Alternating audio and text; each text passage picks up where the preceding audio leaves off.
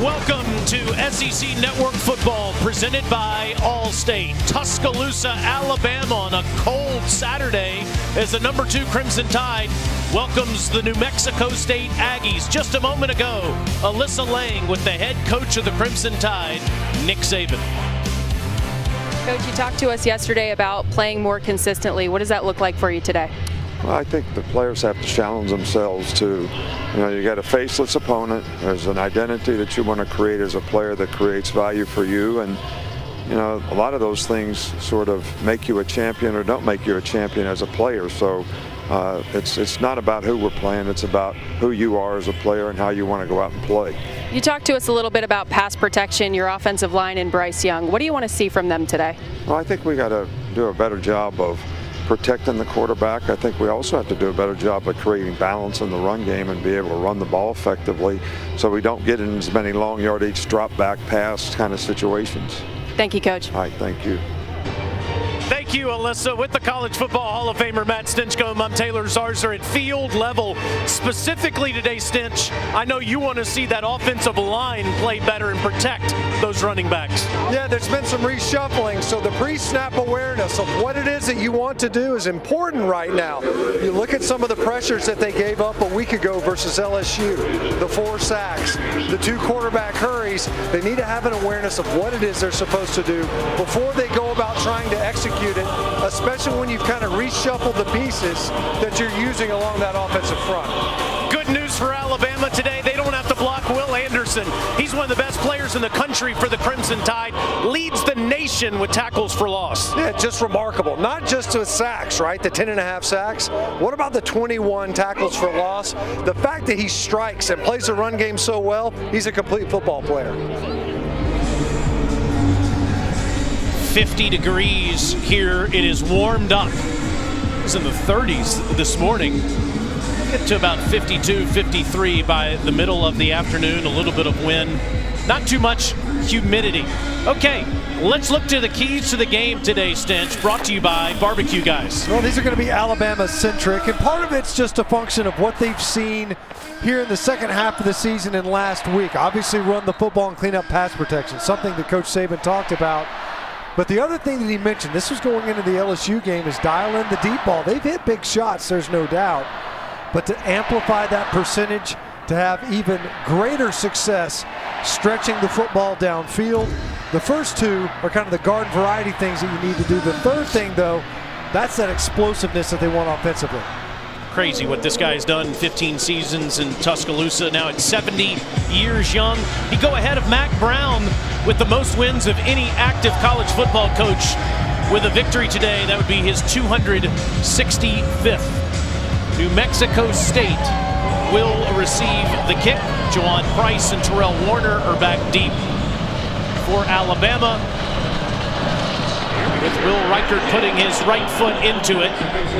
And it's a short kick, and it's fielded at the 11, and down goes Price.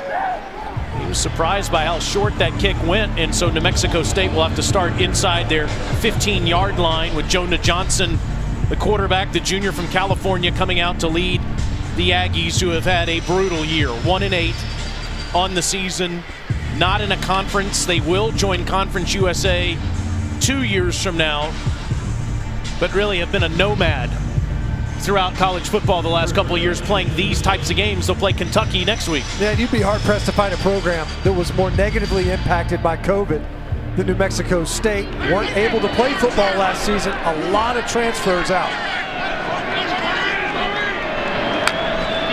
Take a look at where 31 is on the field on just about every play. He's shaded over to the left side after a pickup of 3 as they throw it out of the backfield to Price. Jalen Armour-Davis on the tackle. It's just the second meeting for New Mexico State and for Alabama. Tide beat them 62-10 2 years ago here at Bryant-Denny Stadium. Alabama's unbelievable at home. They've won 59 of their last 61 here. They have the best all-time winning percentage at 83%. Johnson will throw, wide open receiver, and that's Andre Bodison. who got lost in the secondary. It's a pickup of 16. Well, already, so you can see what New Mexico State is likely to do most of this game. Move the pocket, get the ball out quickly. So a play action fake and a half roll to his left. Sits right in front of the safety coming up and just beyond Malachi Moore. Lost in the coverage. That's a concern of Alabama that's had its moments in the secondary with big plays. Pickup of 16. Justice Powers on the sweep doesn't get much. As 3 Bama defenders are in pursuit. Christian Harris on the tackle. We were talking about the Aggies led by Doug Martin in his 9th season as the head coach. He took New Mexico State in 2017 to the Arizona Bowl. That was their first bowl bid in 57 years. But Stinch, to your point, since then, just 7-28. It's just so difficult to establish consistency, especially when your team outside of a conference environment. There's a pickup of 1 on the last play. The Aggies ahead to the 38. Johnson throws out of the backfield again, but it's dropped by Harity. And it'll be 3rd and 9. 3rd and 9 for the Aggies coming up. A lot of swing passes.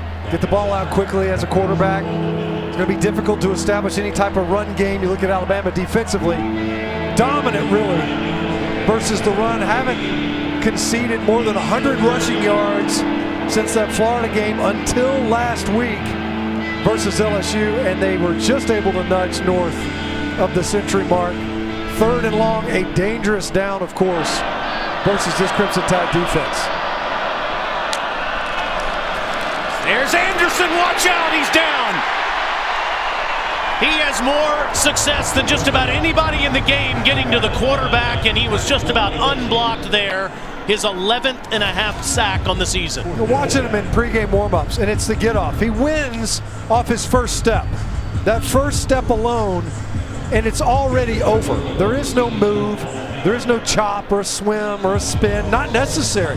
His get-off is remarkable, and he's able to do it out of that 2-point stance. He'll put his hand in the dirt as well, but that guy is a game-changing type talent. He has 18 and a half sacks in 22 college football games. It's crazy. JoJo Earl can't receive he's not able to field the punt, and they throw flags. Every official on the field made sure that they had a flag and they threw it. Yeah, it was like a participation trophy at the end of that one. Did you throw a flag or not on that? You got to give JoJo a shot at it, and the Aggies didn't do it. As you see, Dylan Early. Mark Curlis is today's referee.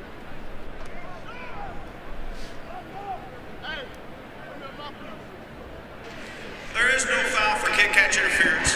The defender was blocked into the receiver. First down.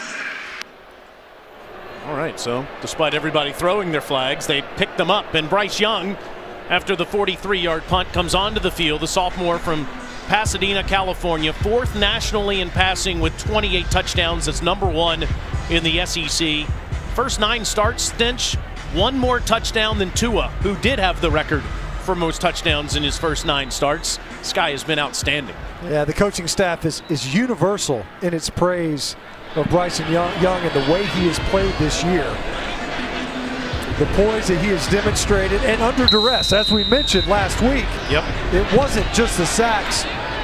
He took some hits, a lot of hurries as well. They got to keep it clean and give him a better environment. Fake to Brian Robinson, and they swing it out to Slade Bolden, and Slade is up near the 38-yard line. Tackled by DJ McCullough. It's a pickup of 13 for the junior from Louisiana. Let's see how much faster Bill O'Brien's offense goes today, Stinch. That was something he referenced yesterday in our meeting with him. Yeah, definitely going to be more intentional in their tempo today. And it's a handoff to Robinson, and Robinson bangs ahead to the 42-yard line. Could not get anything going last week against LSU. Just 13 carries for 18 yards. He didn't have a run over 4 yards last week. Yeah, it had to have been frustrating for the offensive side of the football the way they ran it last week. Another quick throw, and it's Mechie. And John doesn't get much. Well, DJ McCullough right there with him. Now, Jamison Williams has been a lightning rod for this offense, but one of the things where he has been somewhat deficient is blocking. He has not been as effective It affected the run game, and it affected that play there. Was unable to keep Mechie clean as he made that reception. Tied number 2 in America on third down conversions at 55%. It's a 3rd and 4. They need to get it past the 47-yard line. Young has all day, swings it out to Robinson, and Alabama is going to punt. Chris Ojo was able to wrap up Robinson there, 4th down. You could see the Aggies a little bit from LSU there, showing those mugged up linebackers in the line of scrimmage. This is a really nice tackle in space versus Brian Robinson. You got a man to beat and another tackler coming on down. That's a big stop for New Mexico State here to open this game. James Burnham, the Australian freshman, was a 39-yard average on the season. Will punt it to Lawrence Dixon.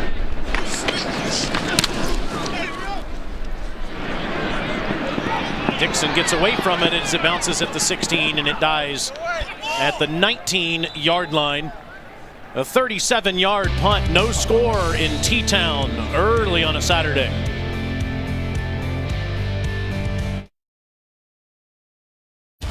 SEC Network Football is presented by Allstate. Save money like a champion with Allstate. And in part by Mercedes EQ.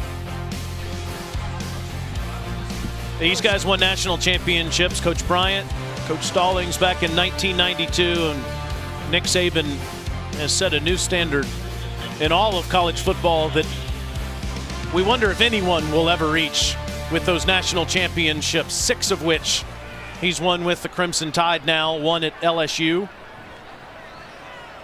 No score, almost 5 minutes into the game. Johnson on the run, and that is an up-for-grabs ball that's incomplete. Jared Wyatt unable to make the catch as Josh Jobe was fighting for the football with him, 2nd down. Done up a little pressure that time.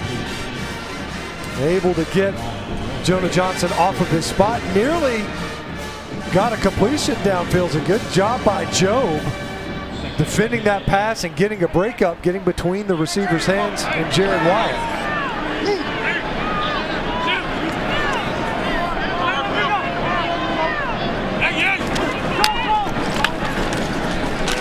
It's a run for the Aggies, and it's Jawan Price not able to get much up to the 22-yard line. Stinch, what do you think of the Alabama defense as the season has gone on? They've had to replace so many players that got drafted off of their secondary that won the title last year. Yeah, and the secondary was an area of concern, and even Pete Golding talked about that a little bit. Knew that they were going to have some work to do. That's certainly been the area where they've conceded the big plays.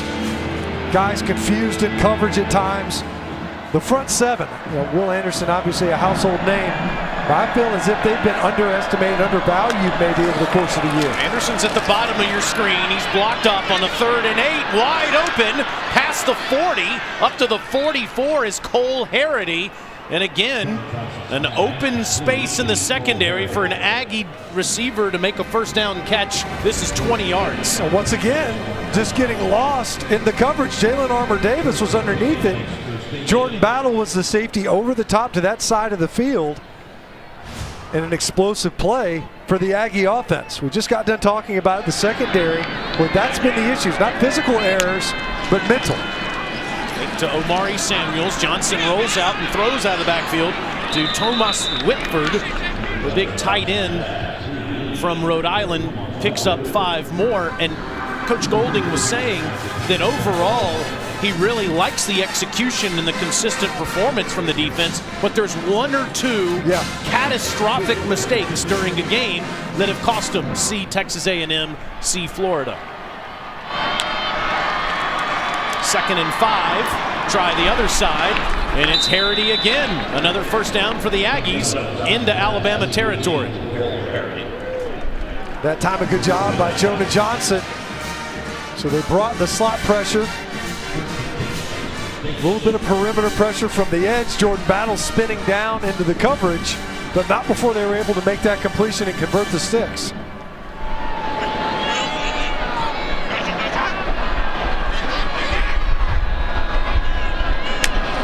Alabama 43. Johnson, quick throw, and this one's dropped by Samuels, who had free space to run.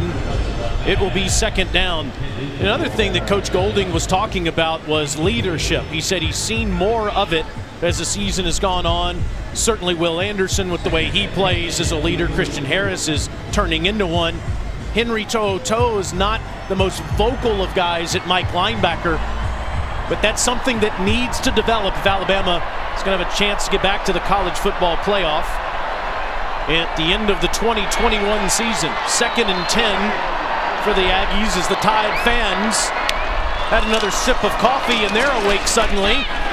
And right at the line of scrimmage, it's Byron Young lassoing Price, but a flag comes in. At first, the way he kind of spun around, it looked almost like, typically you'd see that with a face mask. I think he got his horse collar. Personal foul, face mask, number 47 defense. 15-yard penalty from the previous spot, automatic first down. Watch him just kind of reach out and grab him, and I don't know. I didn't see his head spin around at all. I don't think he got his face mask. He didn't. No. He got the front of his jersey and just kind of spun him around. That's a miss, because it looked like he got the face mask. I didn't see his hand make contact with the face mask at all. It's the second straight week Alabama's gotten a flag for something they didn't do. Jordan Battle got a horse collar penalty against LSU last week. Now suddenly the Aggies inside the 30, and this is swung out to P.J. Johnson, and that was destined to fail as Malachi Moore came up to make the tackle. It's a loss, second down. Nice trigger that time by Malachi Moore. Quick diagnosis, playing off, a lot of grass to cover. He triggers quickly and is there as the ball arrives. You hear that stick. A personal foul though, so you get the pass downfield and you pick up a 1st down and a half on a phantom face mask. Loss of 3, 2nd and 13. Johnson's in trouble, gets out of there, takes off, and he's down near the 26-yard line where To'oTo'o was waiting for him. It'll be 3rd down. 3rd and less than ideal. We've already seen it. So a 3rd and long earlier. New Mexico State incapable of holding up in protection. Will Anderson being the culprit. The 31 at the bottom of the line of scrimmage, working against the right side of that New Mexico State offensive front. Johnson under trouble, and there he goes down as To'oTo'o on the blitz.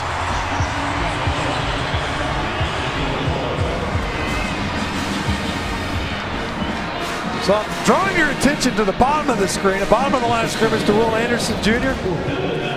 But you can't forget about the top of the screen. And Henry To'oTo'o comes clean off the edge. You had it protecting back to that side, a bust in the protection, because they had the numbers to pick up that side of the pressure. They didn't.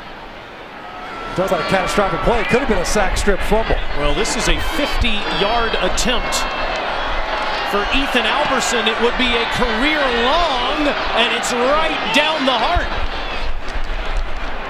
The sophomore from San Diego puts the Aggies on the board first with 5:35 to go in the first quarter. So New Mexico State coming in here, they had a game plan. They didn't seem too intimidated offensively. The defense got a stop. The offense is able to capitalize. They got a big play, got a little help with a personal foul, and the Aggies up early versus number 2 Alabama.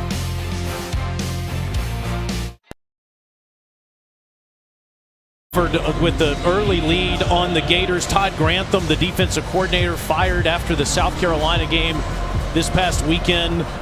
Gators off to a rough first 9 games of the season as Alabama calls for the fair catch just shy of the 30-yard line. Cameron Latu with the fair catch there, and the Crimson Tide will get started on offense. Some shuffling on the offensive line, Stinch. That's Damian George who gets the start at right tackle today. As you see Chris Owens just 2 spots to his right. Owens was the right tackle. He's now the center after Darian Dalcourt hurt his ankle in that LSU game last week. And a new face there in their left guard as well with Javian Cohen. An injury to his wrist, forcing Tommy Brown into the starting spot. So 3 new shuffling spots. Young looks back and has Robinson, and he's down just shy of midfield. 21 yards. So give credit where credit's due. I was on Jamison Williams early for his blocking. That time did a pretty nice job of screening off the defender downfield so Brian Robinson could pick up an additional 6 or 7 yards. Alabama wants to go fast, as they have it now at midfield. Young fakes to Robinson, over the top, it's wide open to Williams. Jamison again, touchdown Alabama.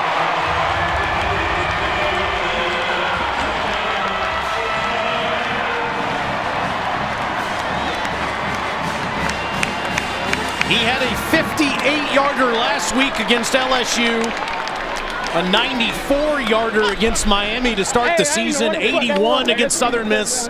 That's for 50. It's a deep ball threat. What'd you say? Had 7 coming into this game, 6 of them for scores, something like that. So we'll just glom on another one, number 8. That's something that Coach Saban wanted to see more of out of his offense. RPO look that time. Makes it easier on the front, easier on the quarterback. Will Reichard makes it 7-3, and Alabama back on track on offense. The junior from St. Louis, Missouri, by way of Ohio State, feels at home in T-Town. What a season for Jamison Williams and the Crimson Tide, up early in Tuscaloosa.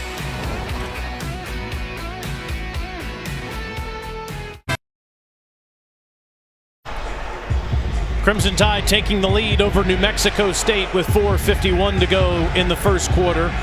On the 8th offensive play of the game for Alabama, Jamison Williams with a 50-yard touchdown catch from Bryce Young. For Nick Saban in his quick strike offense, wants to see them go faster today and use more RPOs and play action. Check those boxes so far. Tell us about this RPO that led to a touchdown, Stench. Well, you know, it gives a great influence on the defense. So watch the safety check up. And Jamison Williams, who's exchanged right at the line of scrimmage by the corner, he's expecting to have some type of help in the back end. A lot of eyes in that offensive backfield. So defensive coach, they talk about eye violations. Frank Spaziani's over there going, guys, you can't get caught up in that offensive backfield on the fake. That could have easily been a handoff. Instead, Bryce Young pulls it. It's another big play to one of his favorite targets in Jamison Williams. New Mexico State went down the field on the Crimson Tide and ended up kicking a 50-yard field goal the last time. Johnson's under duress as Will Anderson was in the backfield with him, but he gets it off to Tomas Whitford. And he makes the catch up at the 36-yard line. It's an 11-yard completion. How about the start for Jonah Johnson in this game? He hit some shots downfield that time. Somewhat under duress, able to deliver a strike. 7 of 10 for 67 yards for the quarterback so far, and that ball goes to Price, and Price runs head on into Tim Smith for a loss, second down. Tim Smith did a great job on that snap, getting upfield right now, disrupting that run play. Smith, the sophomore from Guilford, Florida, getting a bunch of reps in the interior of Alabama's defensive line with DJ Dale. Johnson throws, and it's a short pass back near the original line of scrimmage where Warner makes the catch. It'll be 3rd and long after Jobe makes the tackle. A 3rd down now. What's so interesting about Will Anderson? He's a great edge rusher, but on that snap, he's in a 4-point stance on a 4-eye. That means he's lined up basically head up an offensive tackle. He's not trying to play on the edge. He's a guy that's just going to try to shock you and play the run. You got to be physical to do that. Now he gets to do something he does really well, which is rush the passer. Here he comes around the edge, and it's thrown out complete for nothing. As Price makes the catch, but Moore is right there in coverage. 4th down for New Mexico State. And what's interesting about what you're saying about Will Anderson is Pete Golding said if we ask him to do that, or we ask him to drop back and play the linebacker position or more of a rover on the field, he's excited to do whatever we ask him to. Most of the time you say, I'm not sure I can do that. This guy says yes to everything you ask him to do. He's capable of doing it too. You know, so there's guys maybe that might have the willingness but not the ability to execute on it. But you're asking a guy who's about 250 pounds to line up, head up an offensive tackle and play right down the middle of him. Carlson with another punt. This is a beauty. JoJo Earl fields it at the 14-yard line. He's wrapped up right there. It is a 49-yard punt. Wow.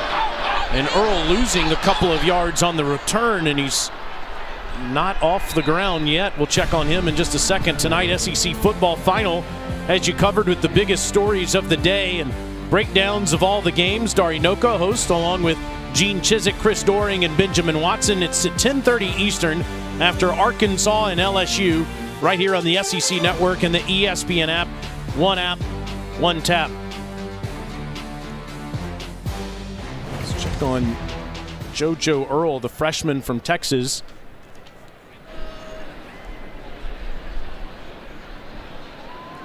Tough to see what exactly happened to Earl, but he is still down on the field. Working on his lower left leg, it looks like. I don't know if when he spun or when he kind of got spun down there,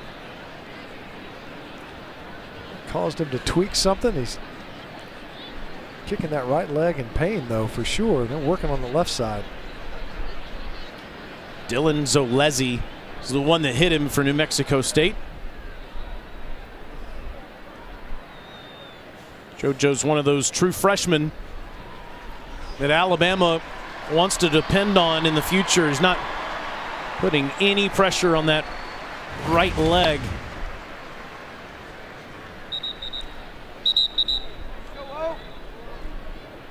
Maybe just when he planted, Stench must have injured something. You know, in some ways, it's a little reminiscent of the injury to Haynes King, the quarterback for Texas A&M earlier this year. He kind of got spun around on that left leg while it was the left planted. one, yeah, you're right. You know, it looked like it torqued a little bit, like his cleats caught the turf as he was getting spun. Definitely no weight being put on that leg at all. Alabama at the 14, an option toss to Robinson. Brian gets around the edge, and that's more like what we've seen from the fifth-year senior all season. It's a pickup of 17 yards for the fifth-year senior from right here in Tuscaloosa. Now, take nothing away from the offensive front, but that's perimeter blocking that makes that play go. And once again, Jamison Williams, pretty good job blocking on the edge. Trayshawn Holden, he coughed up the ball. Here come the Aggies down at the 20-yard line. Is picking it up off the ground is DJ McCullough. That ball looked like it popped out. And in fact, Holden wasn't even really arguing it. Ruling on the field of the runner knocked down and fumble is under further review.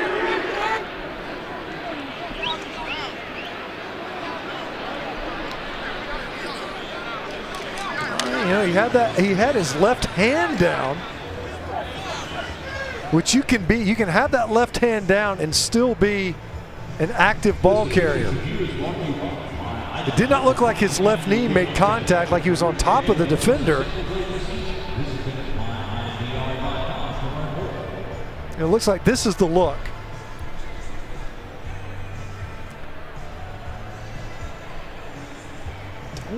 Well, there's the elbow, his left but elbow down. But was the ball was the moving? ball already coming out? Yeah.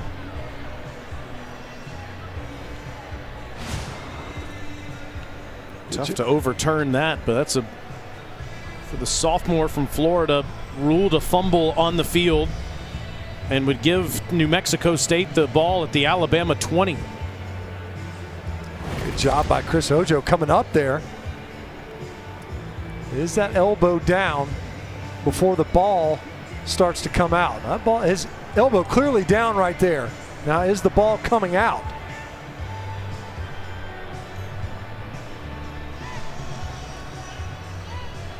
Good job by Ojo. It looks like his right knee bounced that ball out. After further review, the runner's elbow was down with the ball firmly in his possession. Second down and 13 at the 31-yard line. I think they got it right here. I mean, this was, Mechie's out there blocking. Ojo does a great job of fighting through that block, but it looked to me like Holden's right knee bounced that ball out of his possession, but only after his left elbow was down. You piece those two looks together. That's the way I saw it too, and it was very close. The ball starts moving right after that elbow hits the ground, but Trayshawn Holden second and 12, correction. Trayshawn Holden can breathe a sigh of relief. It was a loss of 2, though, as Alabama will have it at their own 31.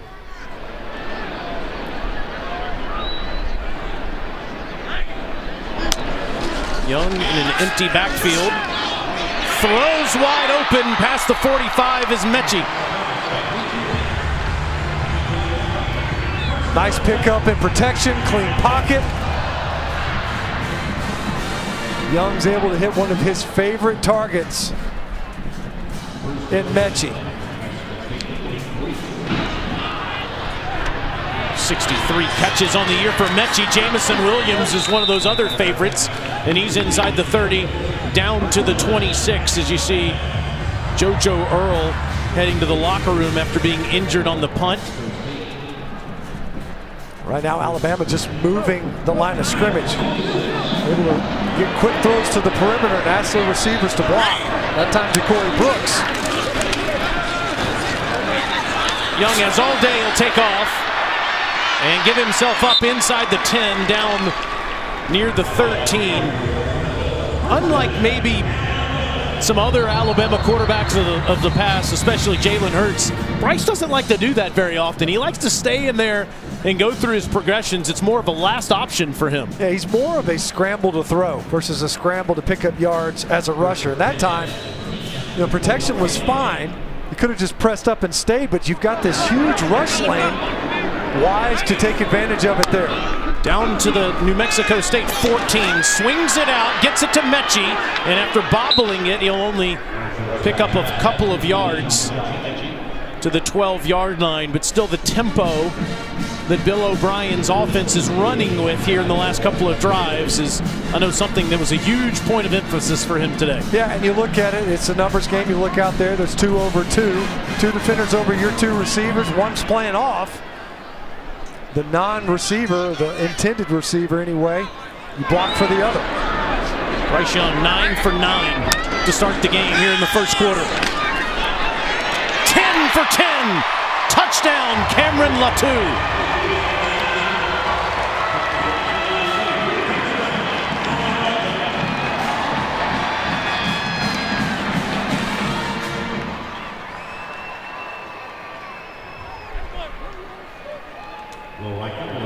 Latu with his 6th touchdown catch of the season.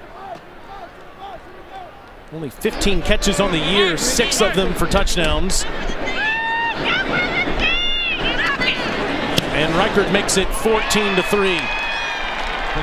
It could have been a big fumble and given New Mexico State the ball at the Alabama 20-yard line. Instead, it's a 7-play drive for 86 yards in just over 2 minutes that culminates with that Young to Latu touchdown. Alabama, they'll air it out in the red zone more than they typically have in the past, more than half, as you see the holder over there going, man, thank goodness there's enough time. And Latu, that's a big target, 6'5", 250 pounds. A guy that has had a few issues with some drops, but they love his skill set and what he brings to this offense. The red zone completion for Bryce Young. It's something that they do more than half of the time. They get in that scoring position inside the 20. 53% of it is going to be in the air, and that time converts for a touchdown throw. New Mexico State at the 25-yard line. Let's get another studio update from our friend Dari Noko. All right, how about a couple of updates? Starting with Florida and Samford again, 7-7 game. Look at Samford. Liam Welch to the uncovered Michael Weiss. It's an attempted tackle. 14 all. Florida did just go down and tie the game. Big news here, guys. Nolan McCord, successful field goal for Mississippi State. They're down 7-3. No word on if Mike Leach will still hold tryouts. I was wondering if you were going to announce someone that was just a simple student in Stark Vegas that was attempting field goals over on the other side of this state today. Up to the 25-yard line is as Young makes the tackle. Mike was dead serious, too, after that game against Arkansas, after all those missed field goals. They're looking for kickers over at Mississippi State.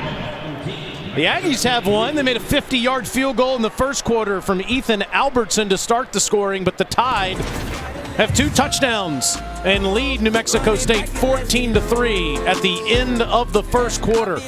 Crimson Tide looking to improve to 9-1 on the season and hold on to that number 2 ranking in the college football playoff.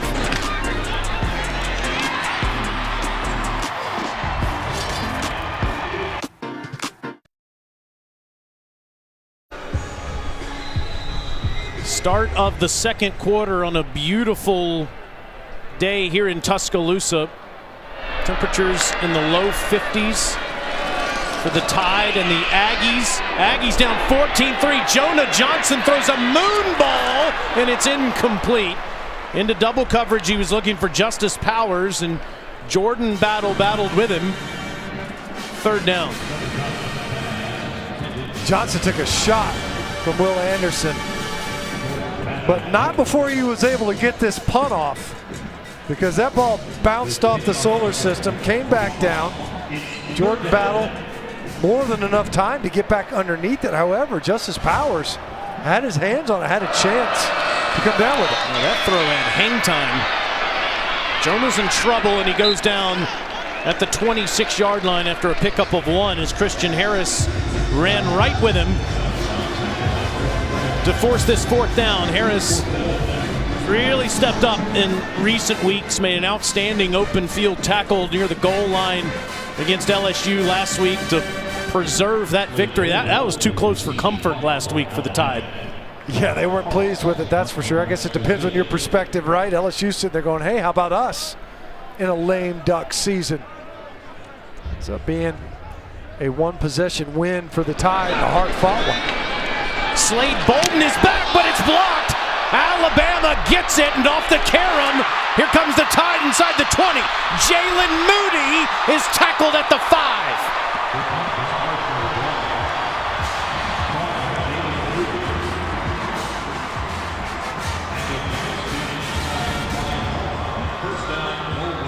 This was a meet me at the punter block right here. I mean, it could have been any number of Crimson Tide special teamers that time.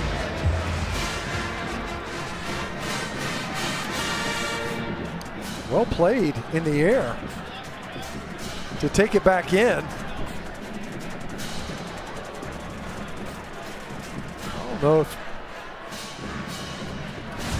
which one of the Alabama members of the punt block team got that ball. Setting up shop inside the 5. Brian Robinson down to the 4. Nick Jackalone on the tackle. It looked like to me, Stinch, Christian Leary was the first one that put his hand on it, and he's getting congratulations on the bench right now. And now Robinson straight ahead, just short. Maybe 3rd and goal. Flag down. Old Chippy out there on the edge.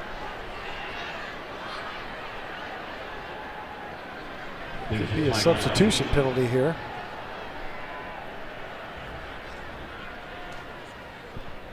Yeah, that's exactly what it is, an illegal substitution penalty on New Mexico State.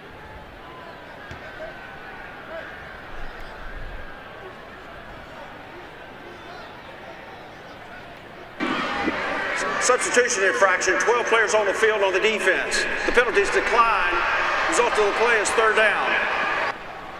Instead of taking second and goal from the just outside the 2, Coach Saban elects to decline the penalty and see if the offensive line can move some earth in front of Brian Robinson.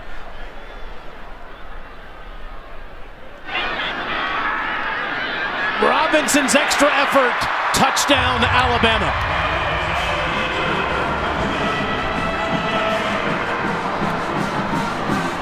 A true freshman, Robbie Oots, came in there and lined up at fullback to help move some people in front of Robinson, but that 225-pound frame from Brian is the reason for the touchdown. And after a 3-0 New Mexico State lead, it's been all Crimson Tide since. Will Reichard makes it 21-3 with 13:15 to go in the second quarter. Blocked punt by Christian Leary. It was picked up by Jalen Moody, gave Alabama the ball at the 5. Brian Robinson did the rest. Touchdown, Alabama.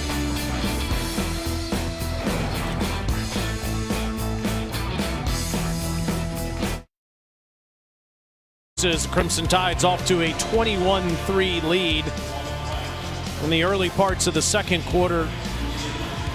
Good crowd on hand. They have one more home game next week against Arkansas before they will play Auburn 2 weeks from now. New Mexico State will get it at the 25. All yours, Dari. What's happening in the other games? Well, guys, if we've heard it once, we've heard it 1,000 times. Samford's offense is electric. It has been so far at the Swamp, guys.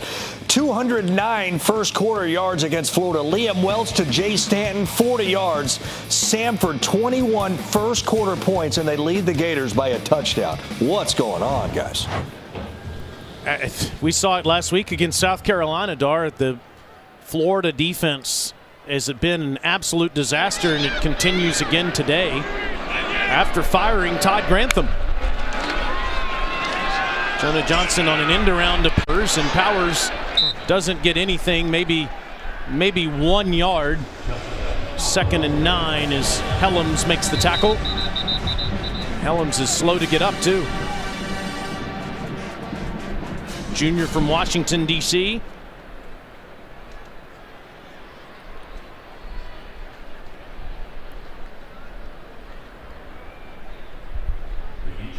Coach Saban would tell you, obviously, you want to win the game, you want to play to a high standard, but maybe just as important, Stinch, is coming out of a game like this healthy. No doubt. It's a concerning injury if, in fact, it's something that will persist. Kind of hard to tell, even in looking at it again.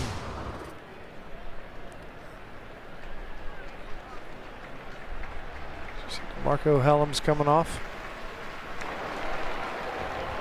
Well, guys, one of the things that Pete Golding was telling us yesterday during meetings that I thought was interesting, obvious but interesting, is that they have to literally cover every crevice, every possibility every single week. It doesn't matter that New Mexico State's not an SEC opponent. He said when you're Alabama, you can't necessarily trust the tape that these teams have put up all season long, because when you're the Crimson Tide, they're going to throw the kitchen sink at you. So it's so much more preparation than maybe other teams when they've got an opponent like this coming in, because they know what they're going to see offensively is so creative. Some good adjustments they've made so far. I know you're paying attention, Alyssa, to these injuries too. You told us that JoJo Earl is out for the game. JoJo Earl, rather, is out for the game after he was carted off. Now Helms hobbles off. Daniel Wright comes in for Helms. And the 2nd and 9, and Johnson throws underneath. Dropped by Harity with Toto running with him. 3rd down. And a 3rd and long. You know, early on, they had pretty good successes. The first down plays, early down plays. See if you can't get into 3rd and manageable. Every team in the country would have concern of getting into a 3rd and obvious situation versus this defense, and the way that it can bend the edge at the bottom of the line of scrimmage with number 31. He can't get out of there. LeBrian Ray finishes him off. Dallas Turner had a shot at him. 4th down. Yes. You know, that's twice now where we've seen it. That time they gamed Will Anderson, meaning he kind of pirated inside, stunted inside of the block of left tackle, and instead the pressure comes from the opposite side. You think in your protection scheme, you find number 31, it's not always enough. And eyes wide open, the punt's been an adventure. Okay. We get this one off. Slade Bolden at the 42 after Earl went down. Bolden, the backup punt returner, is inside the 35-yard line. Pushed out at the 34. All Crimson Tide here in T-Town.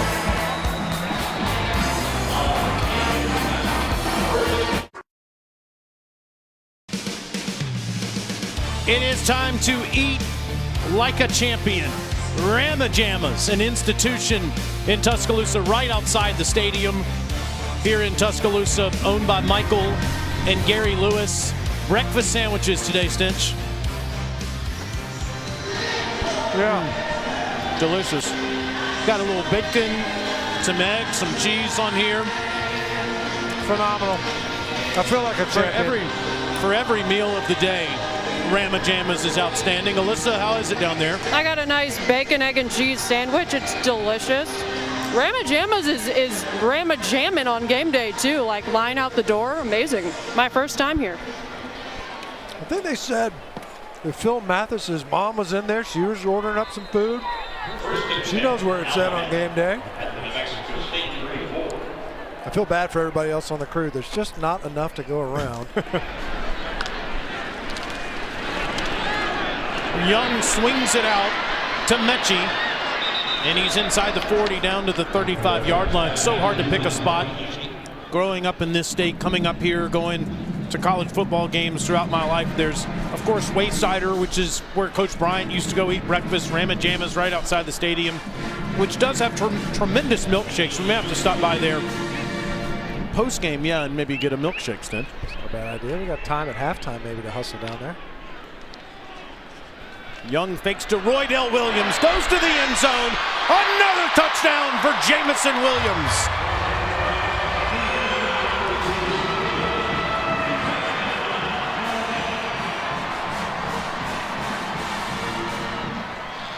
A 32-yarder for the junior, and I've always dreamed of making a touchdown call with a mouthful of bacon, egg, and cheese. Yeah, no, who didn't grow up doing it that way?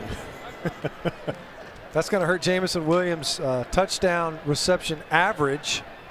I think it was a 50-yarder earlier, am I correct? Yes. So, yeah, this is going to bring it way down. He had a 58-yarder last week. We have a last-second substitution as Damian George gets onto the field. 28-3 tied. How about this start for Bryce Young, Stinch? 12 for 12, 175 yards and 3 touchdowns. Pretty sporty. Off play action all the way. Something that Coach Saban said he wanted to see more of. Still got popped a little bit at the end of it. Jamison Williams literally waiting on this football in the end zone. Once again, New Mexico State, eyes in that backfield. They check up. Receivers getting behind him. Young hanging in there. Didn't get a shot that time. Not like he did last week. You can see celebrate these guys up front. We talked about it. A reconfigured offensive line. Saw there Chris Owens was forced into service, back into center. Finished last year at center, but has been playing at right tackle. It's not an easy thing to do. You know, the field, the responsibilities are totally different. Let's go, time. And you could tell that last week. And I think it definitely impacted Alabama's offensive performance. Having Owens slide in there weren't always clean from an assignment standpoint. I don't know that they identified the defenses accurately. Was able to practice there all week, and I think it's shown so far. New Mexico State will start at the 25. Let's get another studio update from Dari Noko. Look, guys, what's happening at the Swamp is keeping us awfully busy right now. Just after that third Samford touchdown, Emory Jones on the keeper. He takes it in. Both teams right at around 200 yards of offense. There is no defense right now at the Swamp. 21-all is the score. What do you make of that, Stinch? What the Gators have gone through defensively this season, and especially the last couple weeks? Yeah, you know, it's been a kind of a slow burn, and obviously to make the transition to coordinator, more than concerning, this type of performance. Kudos to Sanford, Chris Hatchard. Chris Hatchard can dial up some offensive plays. We've seen him step into this conference before and give teams all they want. Mississippi State, a couple years ago under Dan Mullen, got more than they wanted from Sanford. Dan Mullen's Gators, maybe their best performance of the year was a loss to Alabama in the Swamp, 31-29, but it has been down. They have headed south since then, especially on the defensive side. It's a first down catch made by Terrell Warner in front of Jalen Armour-Davis up to the 39-yard line. Nice play from Jonah Johnson. Standing in there with two defenders bearing down on him. And once again, able to deliver the ball well. See that? Once again, pressure. Jonah Johnson, to me, he's done a good job facing it down. You know, they got the ball out quicker to open up this game. Moved the pocket some. That time, showing courage, looking right down the gun barrel. Johnson steps into the throw, lofts it out there, and it's almost picked off. That was Daniel Wright who had his hands on it. Second down. Wright's in the game, of course, for DeMarco Helms, who just got hurt on the last possession. That was like a YMCA throw. It's just kind of a community ball. Who wants it? 3 Alabama defenders around it. Shocked that nobody came up with that catch, including an Aggie.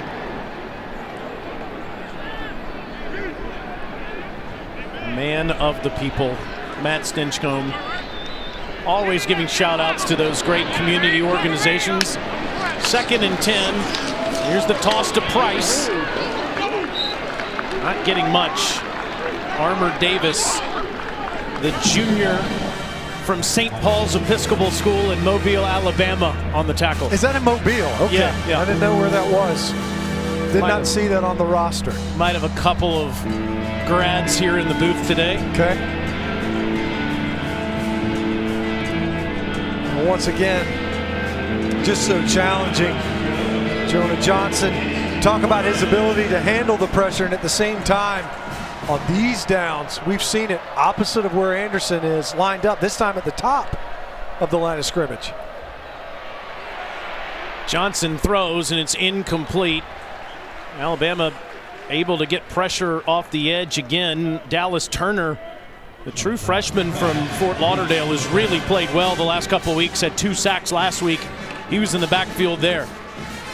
You have to think, you know, if they end up getting, they lost a pretty darn good edge rusher, Chris Allen, the opener versus Miami. And if that guy gets back in this lineup before the season's over, so now what do you do from a protection standpoint?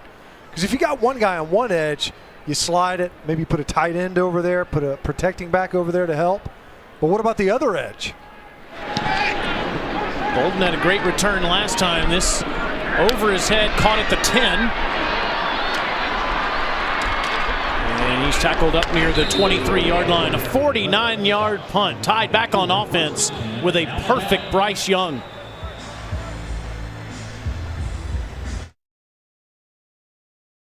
Next, South Carolina squares off against Missouri, and it's 7:30 Eastern. Number 25 Arkansas takes on LSU in our SEC Saturday night matchup. Both are also available on the ESPN app.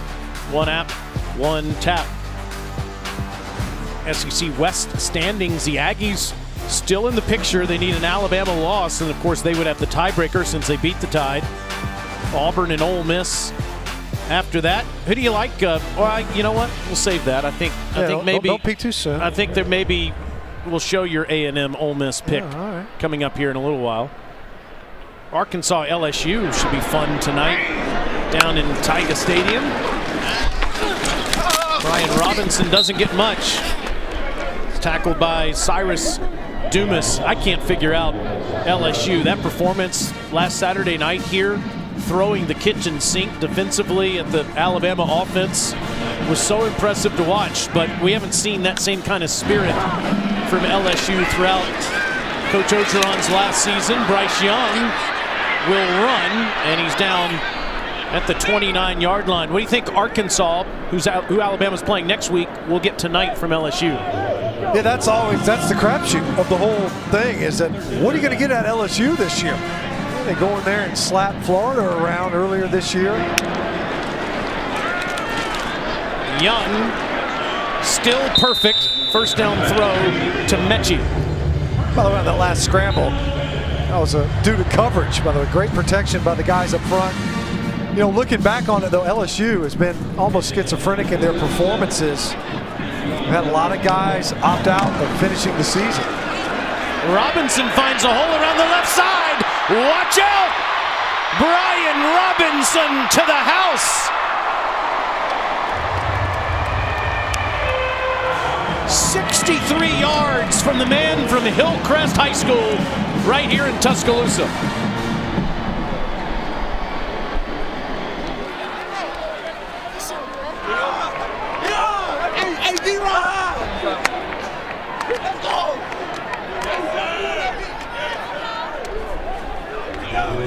Earlier in the game, Robinson passed Saran Stacy and Glenn Coffey, and Robinson has moved up to 18th all-time in career rushing numbers, and he's got 2 more touchdowns today as well. Brian now has 29 in his career. These numbers are a bit more like it after only getting 18 yards last week in the entire game. He has 89 in the first half today, a 63-yard touchdown run, all tied here in Tuscaloosa.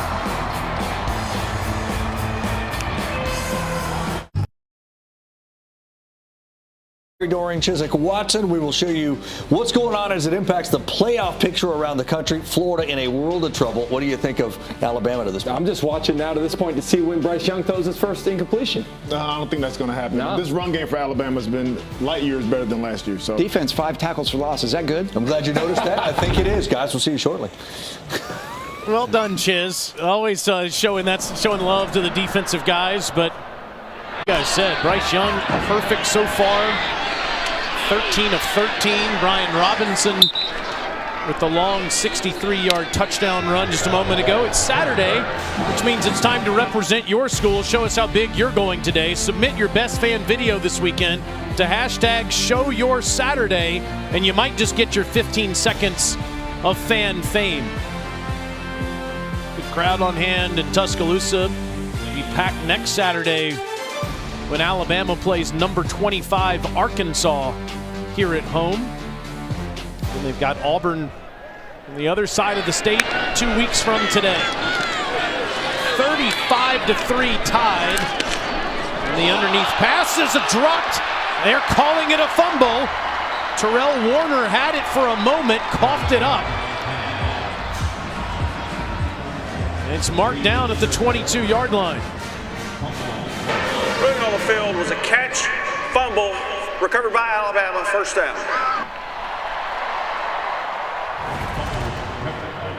An offense that doesn't need any assistance, and another short field. So we've seen special teams set up a short field. And now the defense able to get a turnover or takeaway this time. To say they've been opportunistic is an understatement. Coming into it, and you think about Jordan Battle taking one of the house earlier this year. This time a nice rake, get that ball out of there.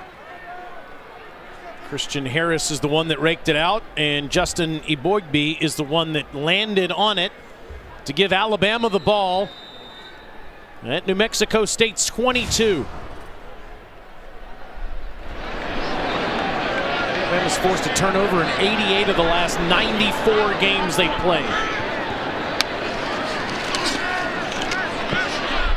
And Young is now thrown his first incompletion. He was looking for Jamison Williams, and that ball was not spinning the way that Bryce usually spins them. That ball was tipped right at the line of scrimmage. Get a hand up. That ball got tipped right as it came out of Bryce Young's hand. Lucky it didn't get picked to go the other way. And there's your first incompletion. True freshman Dylan Early, almost the recipient. To the ground, and Robinson inside the 20, down to the 18-yard line. Young had a game like this against Southern Miss earlier in the season when he set a school record for completion percentage. He was 20 of 22 passing in that game with 5 touchdowns. He may set a new standard with the way this one's going.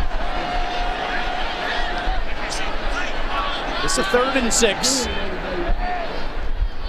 Alabama #1 in the SEC, converting on this down. Low snap, gets it off. 1st and goal inside the 10 to Mechie. Good job up front once again. We talk about some of these things that they're looking to get accomplished. The ground game going a little bit. That time the protection held up, and now quick over the ball. Robinson hits the hole hard inside the 5 and down to the 3. Had a physical finish to that run. Chris Bell coming up from safety. Saves the touchdown, pays the price on the 2-yard line. See how quickly Alabama keeps going. Young takes it out of Robinson's belly and ends up losing yards back to the 8-yard line as Cyrus Dumas stayed at home to make the tackle. 3rd down. He's looking to read. You see that edge defender, and he pulled it a little bit late. Gave enough time for Dumas to trigger upfield for a negative yardage play right here in the red zone.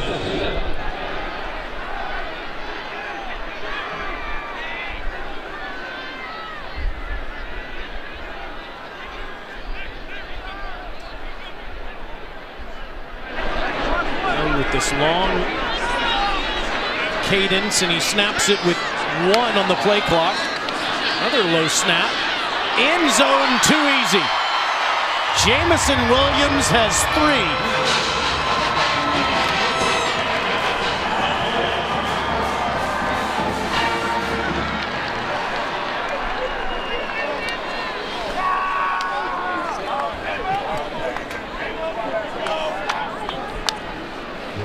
Mexico State kicked a field goal to start the game, and Alabama has scored the next 6 touchdowns.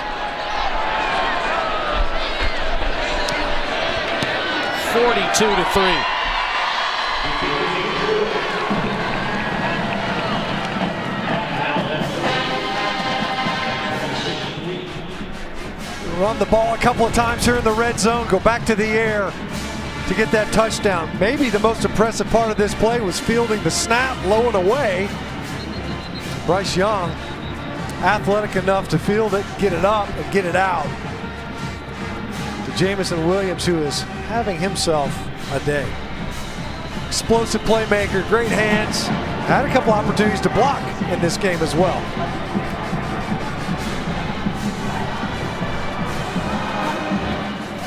Wherever fun happens, Academy Sports and Outdoors is there.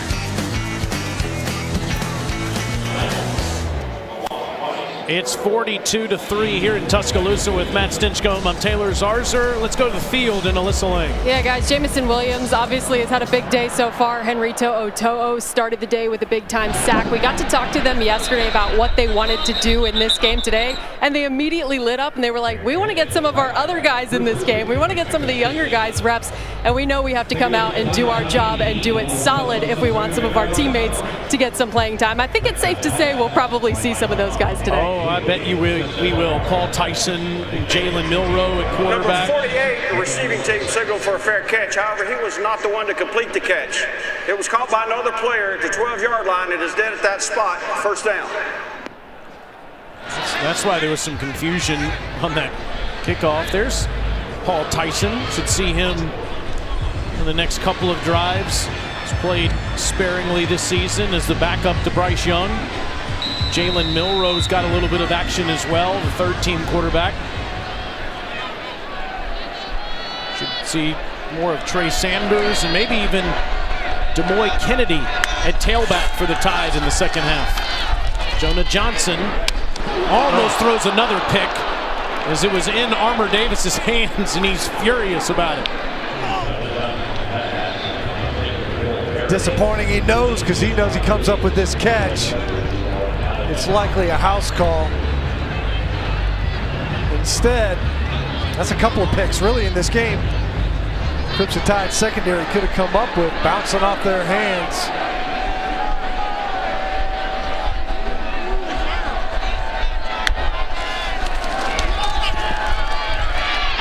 Johnson,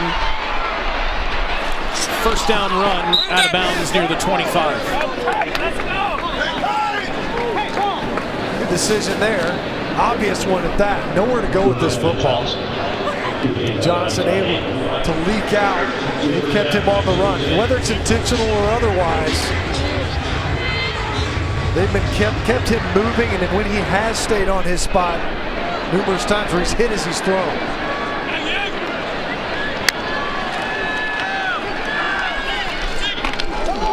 Look at this big hit. Brian Branch has been in the backfield several times. He lays the lumber on Andre Bodison. We've heard a couple of nice hits in this game. Listen to this one.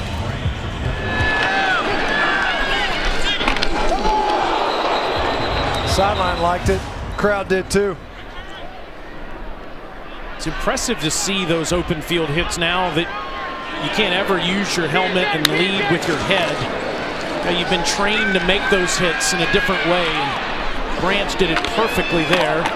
Whitford has no place to go. Now third down. It's kind of been a big transition, right, in the last 10 years in college football with how you make a big open field hit on the guy with the football. Yeah, I think guys have done a good job of adjusting to it. I mean, we still see it. Every once in a while, flag will come out. But by and large, guys have been smarter about it. Half of that rule, the targeting rule, is to protect the hitter as much as it is whoever's on the receiving end of these shots.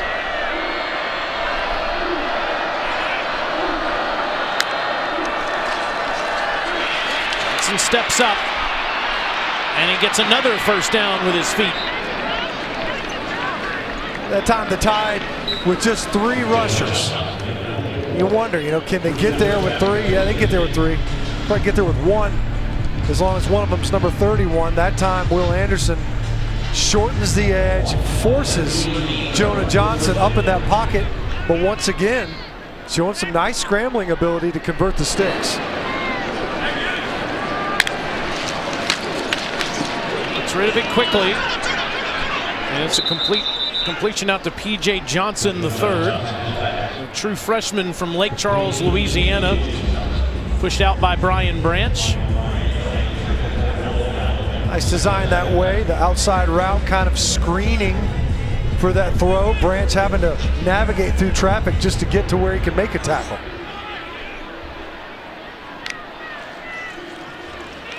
On the handoff, Price doesn't get much. As Malachi Moore makes the tackle, it'll be third down.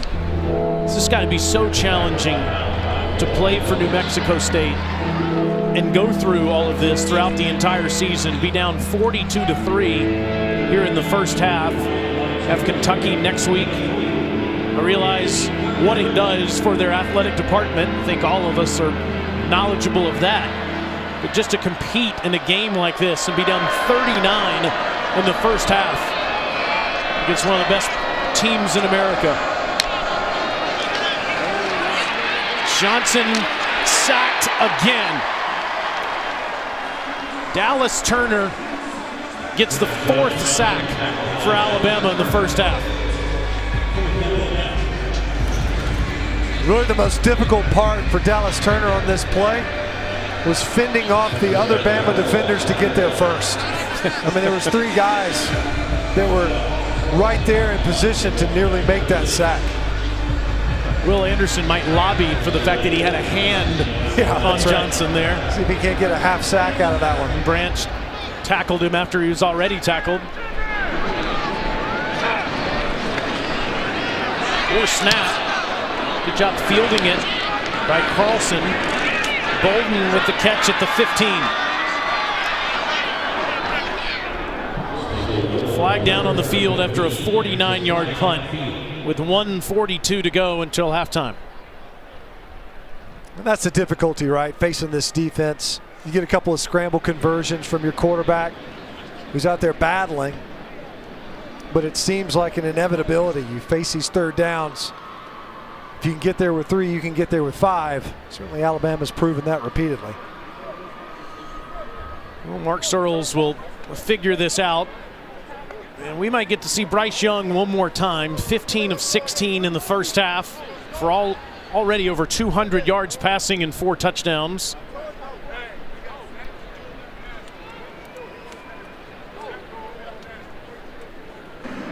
There is no foul for any illegal block in the back. However, during the kick, holding number 5 receiving team.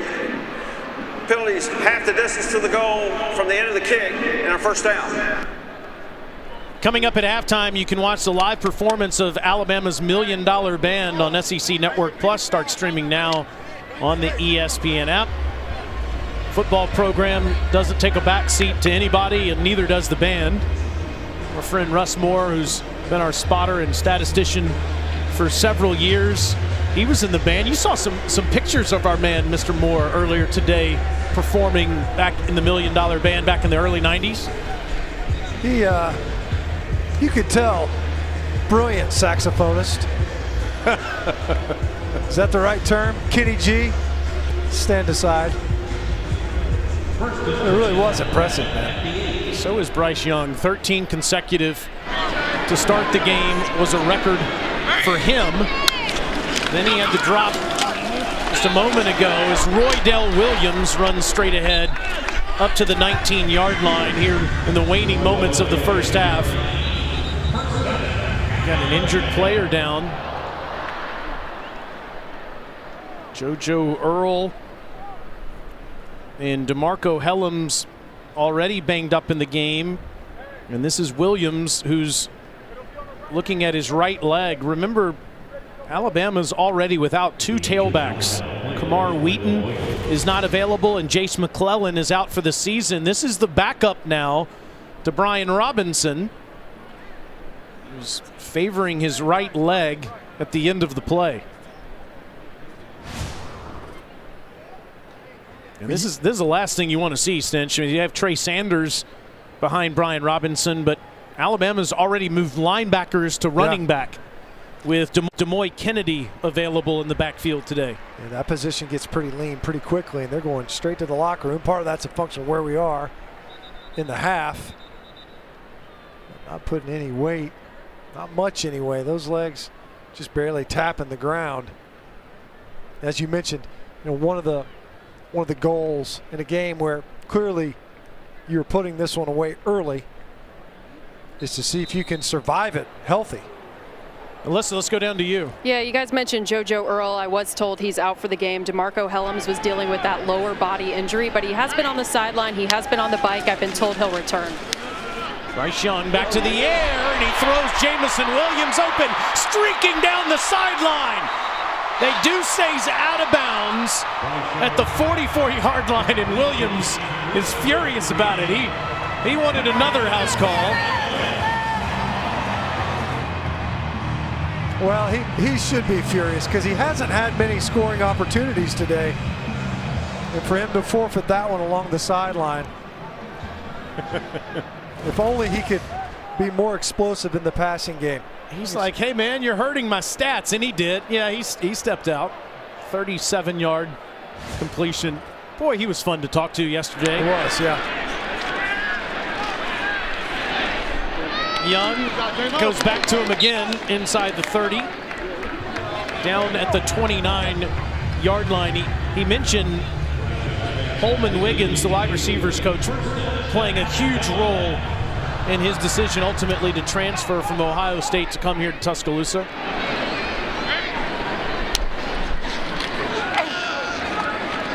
Young's been playing pitch and catch all day. Here's another one underneath to Robinson, who's tackled at the 26.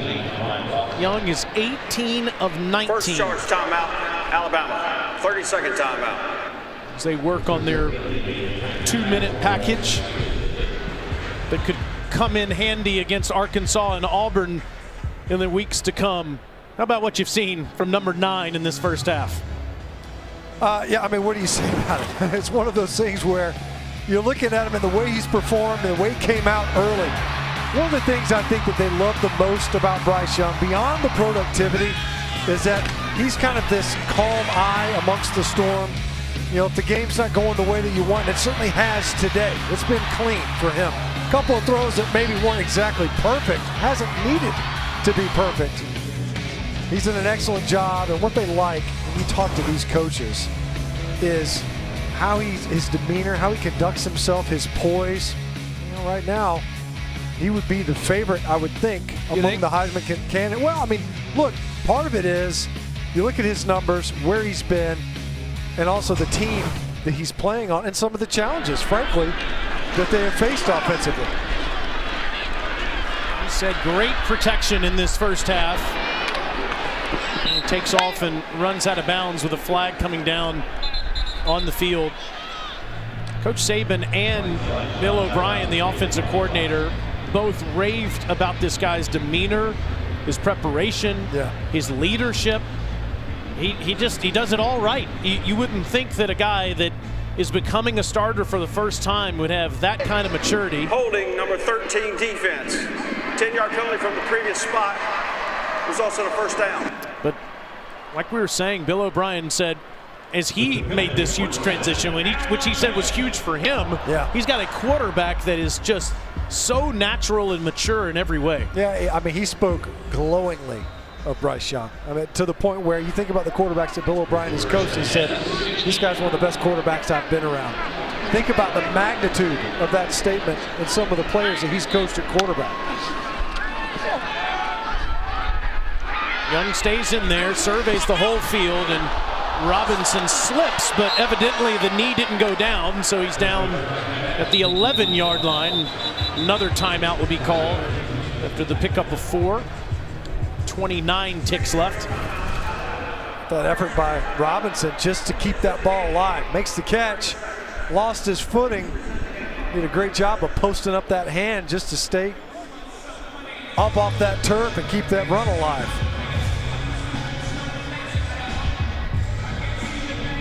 Talk about Jamison Williams. He's had a day. What about Robinson? You know, obviously, very difficult sledding to say the least. Last week, they got the ball out on the perimeter. He's participated in the passing game as well. Physical run down there on the goal line. Bring your own block. We can't block all of them. He didn't need them. And then, of course, show him your taillights. A little bit of speed down the sideline. Runs away from the Aggie defense. Number 4 putting together a strong performance. Don't know how much more we'll see of him in this game, but he's made the most of it. Last week, the Tide, when you net it out, averaged 0.2 yards an attempt. Saw Robinson there. He's averaging 11 yards a touch after that big long run. Alabama with just 1 timeout left.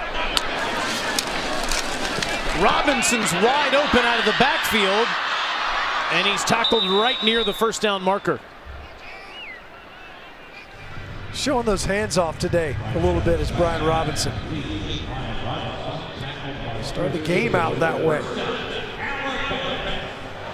And a guy that, you know, we just saw Roydell Williams going in. You wonder how much of Brian Robinson we would have seen on this series if Roydell didn't go down early in this series. First and goal for Bama. 40, oh, he dropped it right in the breadbasket of Jaleel Billingsley. Junior from Chicago.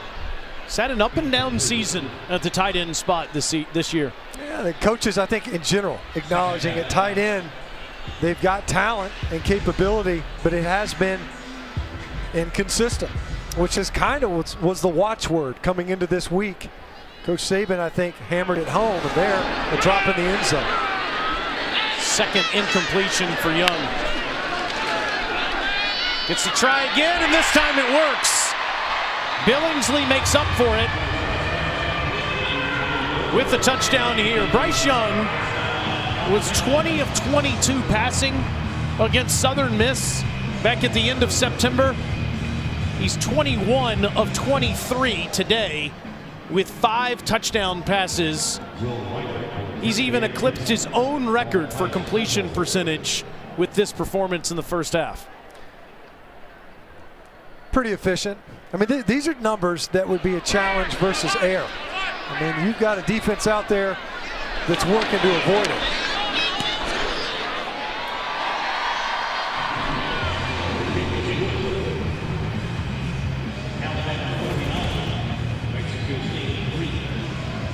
A guy that just looks like he's in total command of what it is that he wants to do, even when things break down. And I love the fact that they go right back to Billingsley. Gets a drop at the end zone. Hey, let's see if we can't get this guy back on track as quickly as we possibly can. Look, they're working on their 2-minute offense. They're calling timeouts, all those things. But there's also individual performances that guys are going to need. They've got 2 more conference games, 2 more division games to finish this season. They've got a challenging opponent, to say the least, at the end of the Iron Bowl rivalry game. They got to have everything. They're going to need everything. They're expecting a playoff run from this team, a championship run. You got to have tight ends step up. Latu gets his touchdown catch. Billingsley gets his touchdown catch. They need that tight end position to step up a little bit. Smart to go back to him. And Nick Saban has set the most remarkable standard, to the point where when you're 9-1 on the season stench, or I guess 8-1 going into this game, but 9-1 once it's over, it doesn't feel as much like maybe a 9-1 usually would when you're ranked number 2 in the country. You got issues on the offensive line with injuries. Now you have depth concerns in the backfield. You have a secondary that's been in transition this season, and all of the fans are concerned about some of those blemishes that haven't appeared in national championship seasons, which is why you work on all these things today so that you can have a better chance to win the rest of your games. And they're definitely taking advantage of that opportunity. You know, it's a challenge sometimes from a motivational standpoint. And you know what Coach Saban said off the top.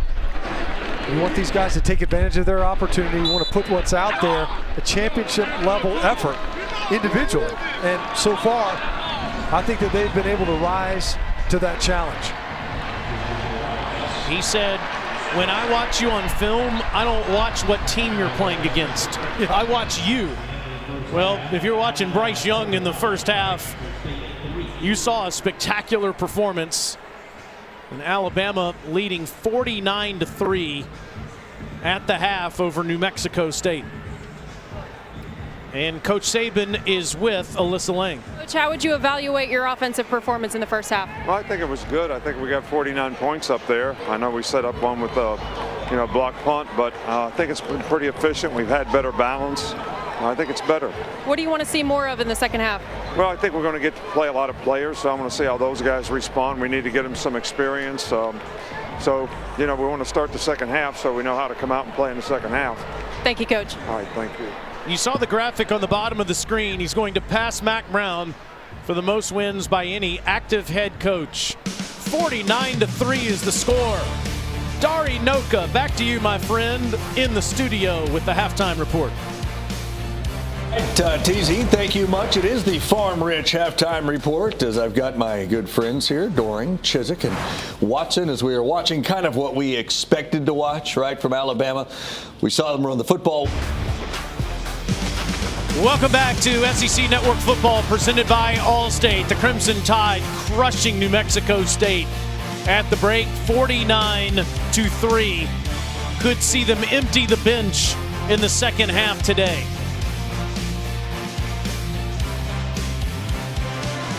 With Matt Stinchcomb, I'm Taylor Zarza. Alyssa Lang is on that field, and we saw the Crimson Tide destroy New Mexico State in every phase. Yeah, I mean, you can see offensively and the type of first half that Bryce Young has had, really, really impressive, really building off of what was a lackluster performance a week ago, and I think they've answered a lot of questions so far.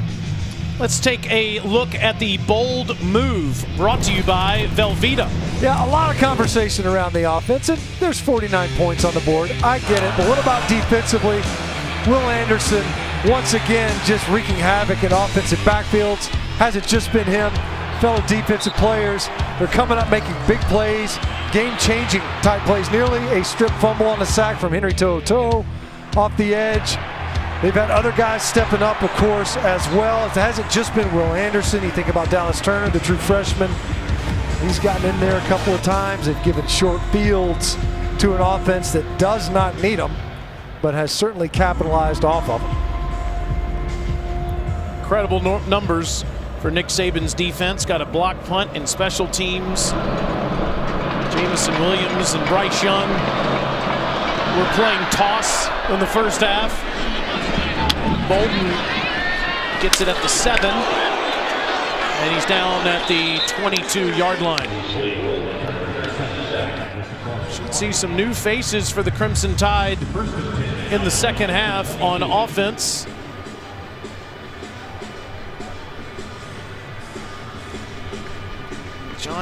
Paul Tyson not yet talking on the bench over there. We'll see if Paul gets his number called in just a minute, but you get a little bit more Bryce Young to start the second half. He was sensational. 21 of 23, 272 yards and 5 touchdowns in the first half. Trey Sanders in there, running back rather, for the first time. And here's Trey. Stutter step. Doesn't get much. Trey, I'm sure they're watching closely to what Sanders is going to do in this second half stint with Roydell Williams injured in the first half. Sanders now is really the only other experienced back that Alabama has that's healthy. Right. You see there, I don't know if that was a little dummy cadence. Like the Aggies jumped early along their front defensively. But you're right, yeah, I mean, getting thin at running back. Offside, number 91 defense made contact. 5-yard penalty, still second down. Justin Segura, sophomore from Scottsdale, Arizona.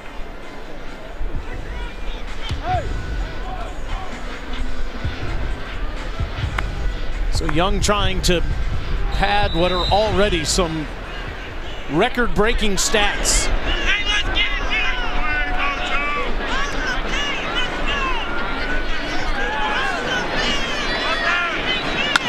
Bolden flashing across, and the handoff straight ahead goes to Sanders, and Trey stays on his feet out to the 40-yard line. Big 214-pound tailback is from Port St. Joe, Florida, gains 14 on the play.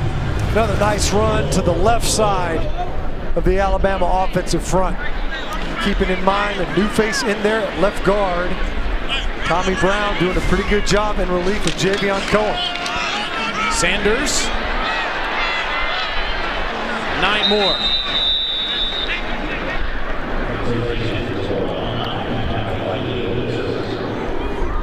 Think of Alabama running the football in the last handful of years, and you think of Damian Harris and Bo Scarborough and Najee Harris and Brian Robinson in his 5th season.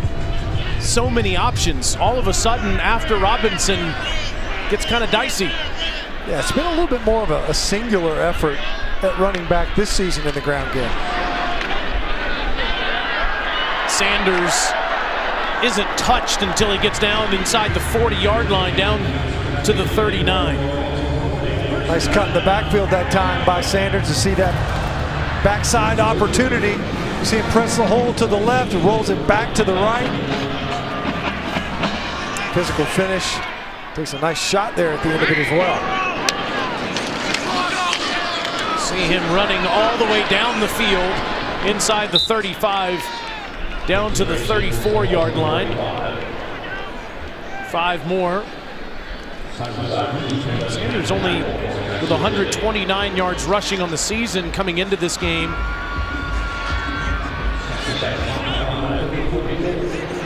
Robinson, by the way, had 9 carries for 99 yards, 2 touchdowns, including a 63-yard scamper. Young will throw under pressure, and he took a shot. All come out too, and it's recovered by New Mexico State. They're running play action. They pull Tommy Brown across the formation. You cannot let up. You see him kind of put on the brakes a little bit, and instead he gets edged. Right now it's Ojo again, I believe. On the rush, Chris Ojo, who has made some nice plays in this game. Ball came out for Bryce Young. We had a near turnover in the first half. Trayshawn Holden, looked like the ball came out, was ruled as if it were on, it got overturned upon replay. This time, Crimson Tide turn it over due to the fumble from Bryce Young. That's not what you want to see on the first drive of the second half if you're Coach Saban and Bill O'Brien. Johnson throws, is caught by Harity at the 41-yard line. I was wondering if we would see Bryce Young come back out for one more drive in the second half, and comes out there and takes a huge shot. Tommy Brown has his head down on the bench over there after letting Ojo get that free shot. Yes, Emil Ekior. Yeah, the right guard. He had something in his eye or what? This Ekior and Tommy Brown have gotten a lot of action today on the offensive line for Alabama after that run for a few for New Mexico State. So this will set up a third down for the Aggies.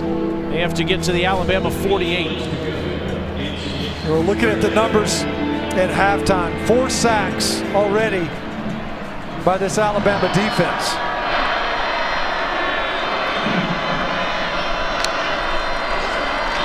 Johnson, first down throw to Jared Wyatt. Not get a very favorable spot. He certainly he was ahead of where the 48-yard line was, but you're right. I mean, they put that ball a half a yard behind where he ended up on the play, and they're going to be short and go for it here on fourth down. See if they can't capitalize on the quick change, the takeaway right here at midfield, and why not? Alabama had trouble getting off the field on fourth down last week. LSU was 5 of 7 in that game. And they get it here to the 48-yard line, very close to where the catch was made on third down. That's right. Yeah. Another crack at it, Jawan Price. Able to muscle that ball forward and get the fourth down conversion. And as you mentioned, kind of a down that's plagued the defense for now 2 games in a row. Jawan Price converting it with the run. Now Johnson back to the air and throws another lob down there, and it's too far in front of Terrell Warner. Second down. Johnson took a wicked shot as he let this ball go. A lot of toughness being shown by number 10 of New Mexico State. This Alabama pass rush. Once again, Anderson down low around his feet. Henry To'oTo'o. Clean shot, didn't go to his head. The ball had just been released, but a violent shot nonetheless. Here's Anderson coming around the edge, and down he goes. You can see it happening from a mile away, and Will Anderson with his second sack.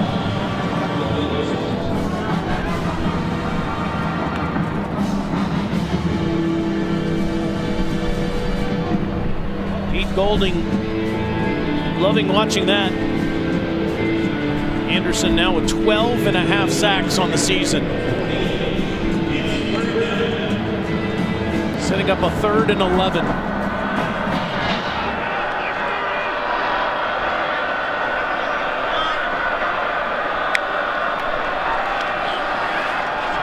Quickly gets rid of it. It'll be 4th down for New Mexico State inside the 45-yard line. Nick Saban said something to us yesterday that was one of the best quotes I've ever heard. He said, Will Anderson he said a bunch of other players in the world have butts Will Anderson just has a bunch of ands. Yeah. Meaning, some players you say, oh, they're great, they can catch the football, they can run, but they can't do that. Anderson has no buts. Anderson just has, he's fast, he's big, and he can tackle, and he can sack the quarterback, and he's the hardest worker on the team.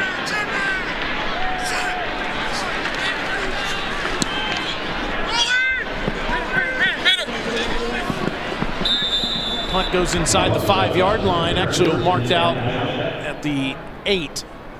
8:03 to go in the third quarter, all Crimson Tide.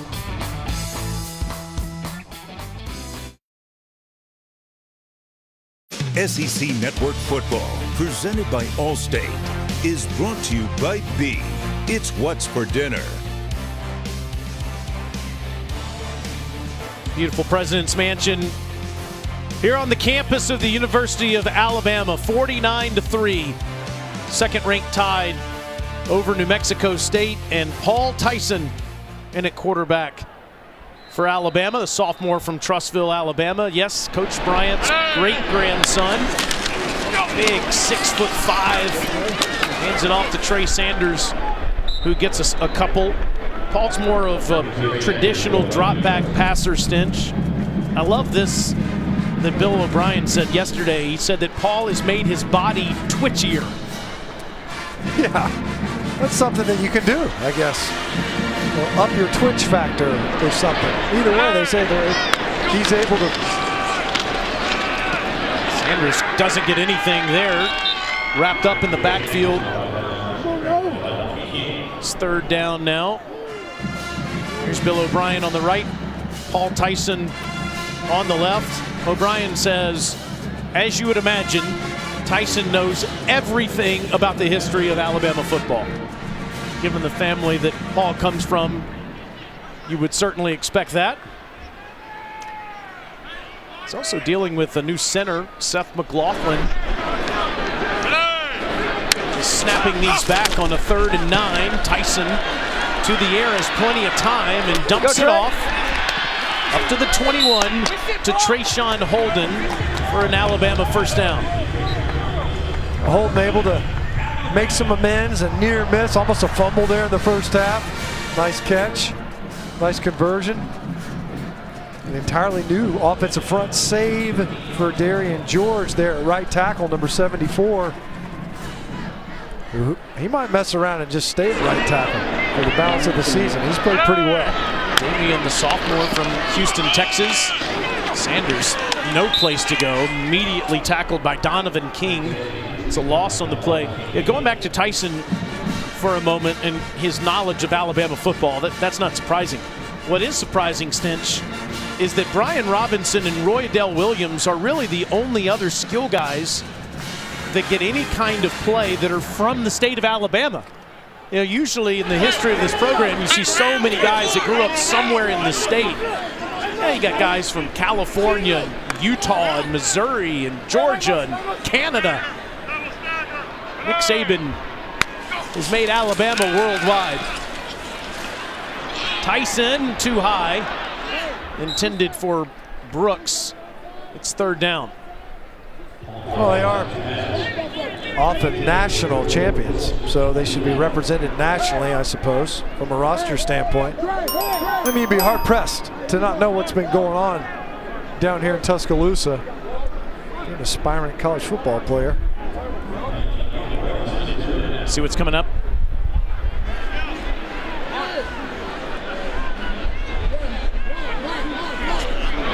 Just to correct that, South Carolina and Missouri is at 4 o'clock in Como. Arkansas and LSU is at 7:30 tonight.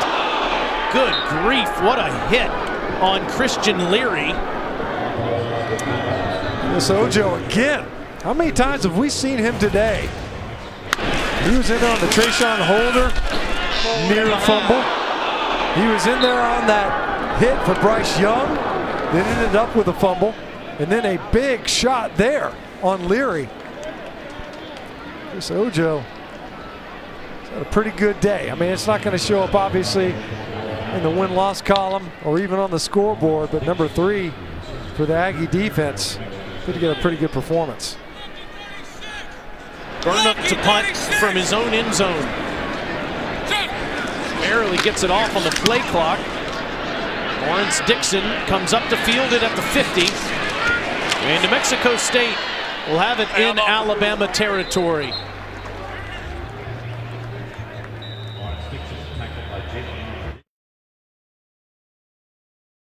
This is the week we honor all of America's heroes as we send a heartfelt thank you to all our active military and veterans for your courage and commitment to our country. I'm from Montgomery, Alabama. I'm a member of the 101st Airborne Division Air Assault. I'd like to give a shout out to the best college football team in the nation. Roll Tide. We thank every single one of you for your service to our country so that we can come and watch a college football game. And this was terrific to watch. The world famous Striking Snakes in pregame right after the anthem came out, and they got fired up as they got to be on the field just a few moments ago. That was a cool flyover, and an even cooler reaction from them down there on the field. Thank every single one of you for your service. New Mexico State in Alabama territory. Jonah Johnson's gone the whole way, and he's been taking hit after hit. This one delivered by Shane Lee. And he just bounces right back up. You can't say enough about him. And this is a guy that, it's been a little bit slow to get up from time to time.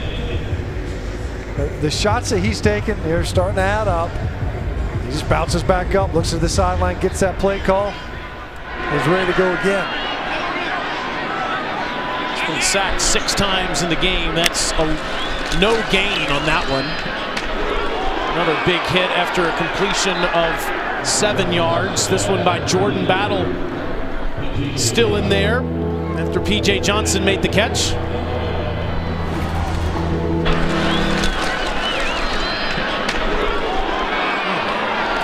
The third shot that we've heard in this game. Some of these Crimson Tide secondary players coming up, laying the wood on the receivers of the Mexico State Aggies.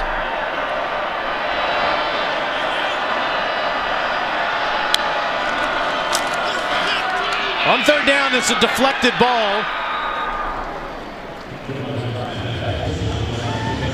It's Tim Smith that got his hand on it. It's 4th down.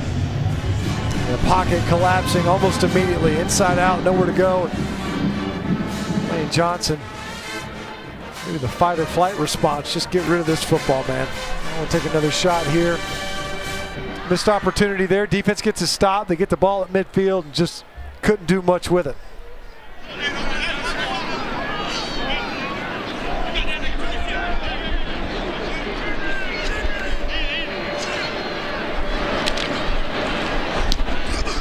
Another chance for Slade Bolden, but this goes over his head and into the end zone. Crimson Tide gets it at the 20. Paul Tyson back on offense.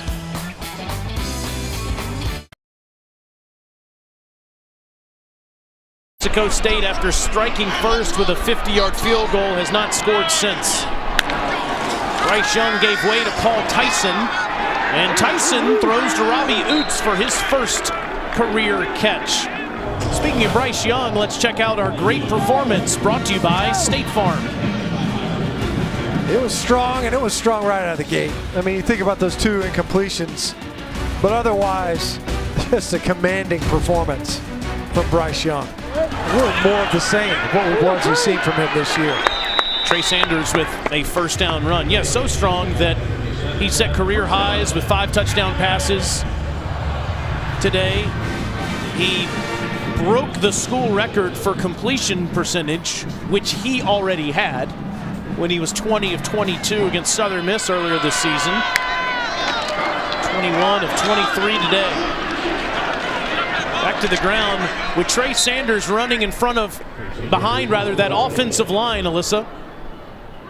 Yeah, guys, after Alabama's last offensive drive, I was standing over here on the sidelines, and O-line coach Doug Marrone was getting pretty fired up, getting on his group of offensive linemen despite being shuffled around, despite dealing with some injuries. And it's something that they've emphasized all week. Nick Saban said we have to do a better job of keeping that pocket clean the rest of the year for Bryce Young. Now, listen, I loved yesterday when Doug Marrone, who used to be the head coach of the Buffalo Bills and the Jacksonville Jaguars, came into our coaches meeting and he said, I don't have to do these meetings anymore. I just came to see my boy Stinch. Yeah, you know, he's a heck of a line coach now. This guy's been around the game a long time. The head coach at Syracuse, offensive line coach for the New Orleans Saints. Been a number of different stops at the collegiate level as well. Coached some really good offensive fronts. It's DeMoy Kennedy, who was a linebacker a couple weeks ago. Now he's a tailback for Alabama due to all the injuries Alabama's had at that position group. Yeah, and even more injuries today, right? I mean, you think about what happened with Roydell Williams, who, as we mentioned, we aren't going to see more of him, and Doug Marrone charged along with Bill O'Brien, a guy that he's coached with before. Those guys go way back. They were on the same coaching staff back when they were together at Georgia Tech. Kennedy, a sophomore from Theodore, Alabama, just outside of Mobile, down in lower Alabama. How far outside of Mobile? Would it be considered like a suburb? 20 minutes, yeah. Okay, all right, yeah. Like a burb of Mobile? Sure. Right near, actually call it down the bay. If you're in Theodore, instead of over the bay, you're down the bay. Okay, that makes sense. Tyson, nice catch. It's Javon Baker. Baker, the sophomore from Atlanta, Stinchcombe country. Nice response here by the offense, right? You go out there, stub your toe almost immediately, 3 and out. Get challenged on the sideline. Doug Marrone, I'm sure the other position groups as well. And they're able to work their way down the field now with largely reserves. Tyson wanted to throw it deep. Throws to the sideline, incomplete. Ooh. Was looking for a Jai Hall, but too far in front of him. 3 quarters in the books here in Tuscaloosa. 49-3, Alabama.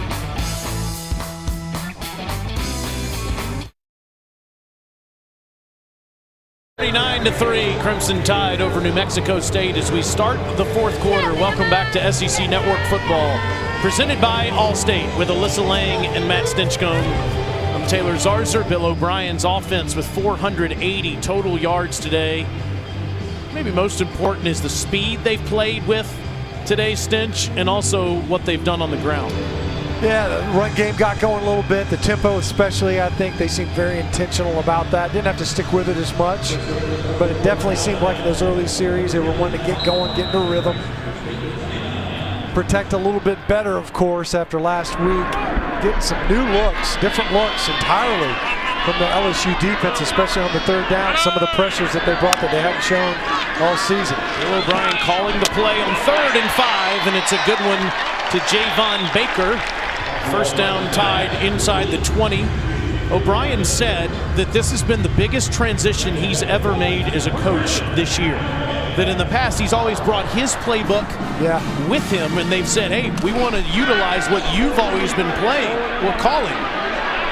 And it's caught inside the 10, tiptoeing out of bounds is Tyu Jones-Bell. He's out near the 5, but O'Brien said that when he was offered the job by Nick Saban, Saban said, here's your playbook. Right, yeah.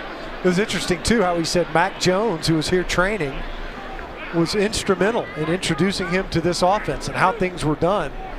That, you know, it's more than just terminology. Sometimes you can just swap terms in and out, but just an entirely different offensive structure. It's been a real challenge for him that he said he's really embraced and enjoyed. Trey Sanders, touchdown Tide.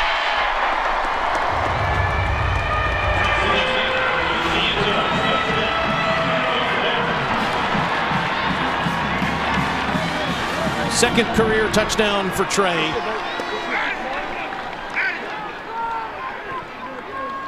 The first for the Crimson Tide in the second half.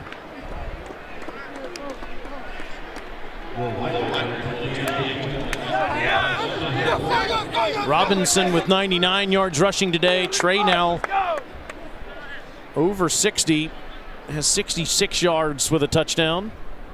Getting a big hug from the bench, and Roydell Williams went out with an injury in the first half, so they're going to be leaning on these two the rest of the season. Reichard makes it 56-3. How about that answer? You start the second half with a fumble, then you punt, you get challenged on the sideline, you go 11 plays, 80 yards, and you end up in the end zone.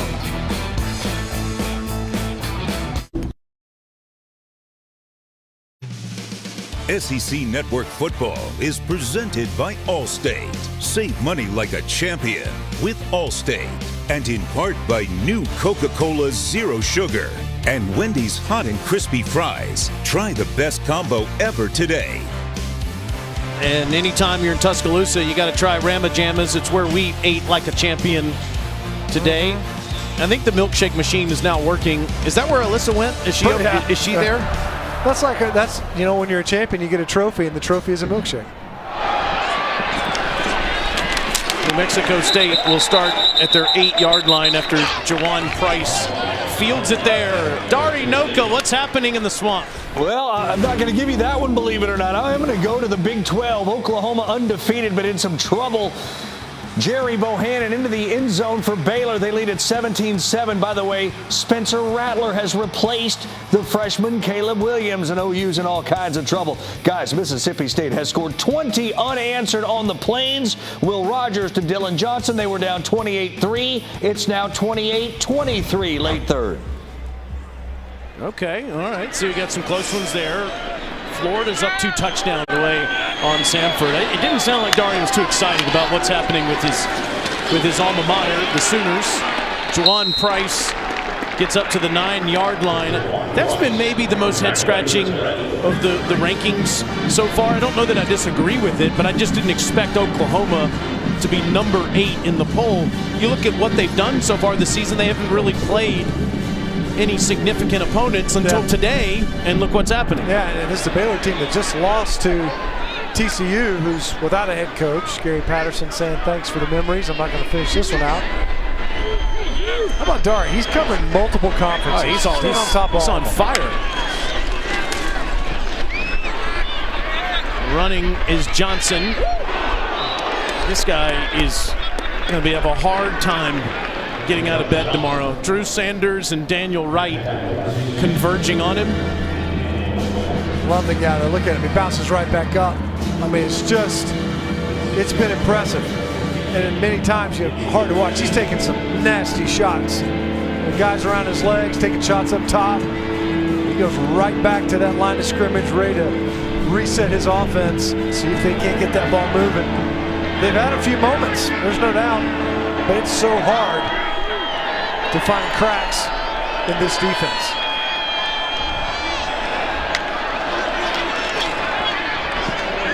In the backfield, it's a first down catch by Alex Escobar up to the 22-yard line. Johnson and New Mexico State will meet Kentucky next Saturday, same time, noon Eastern on SEC Network. Kentucky's got a very good defense as well.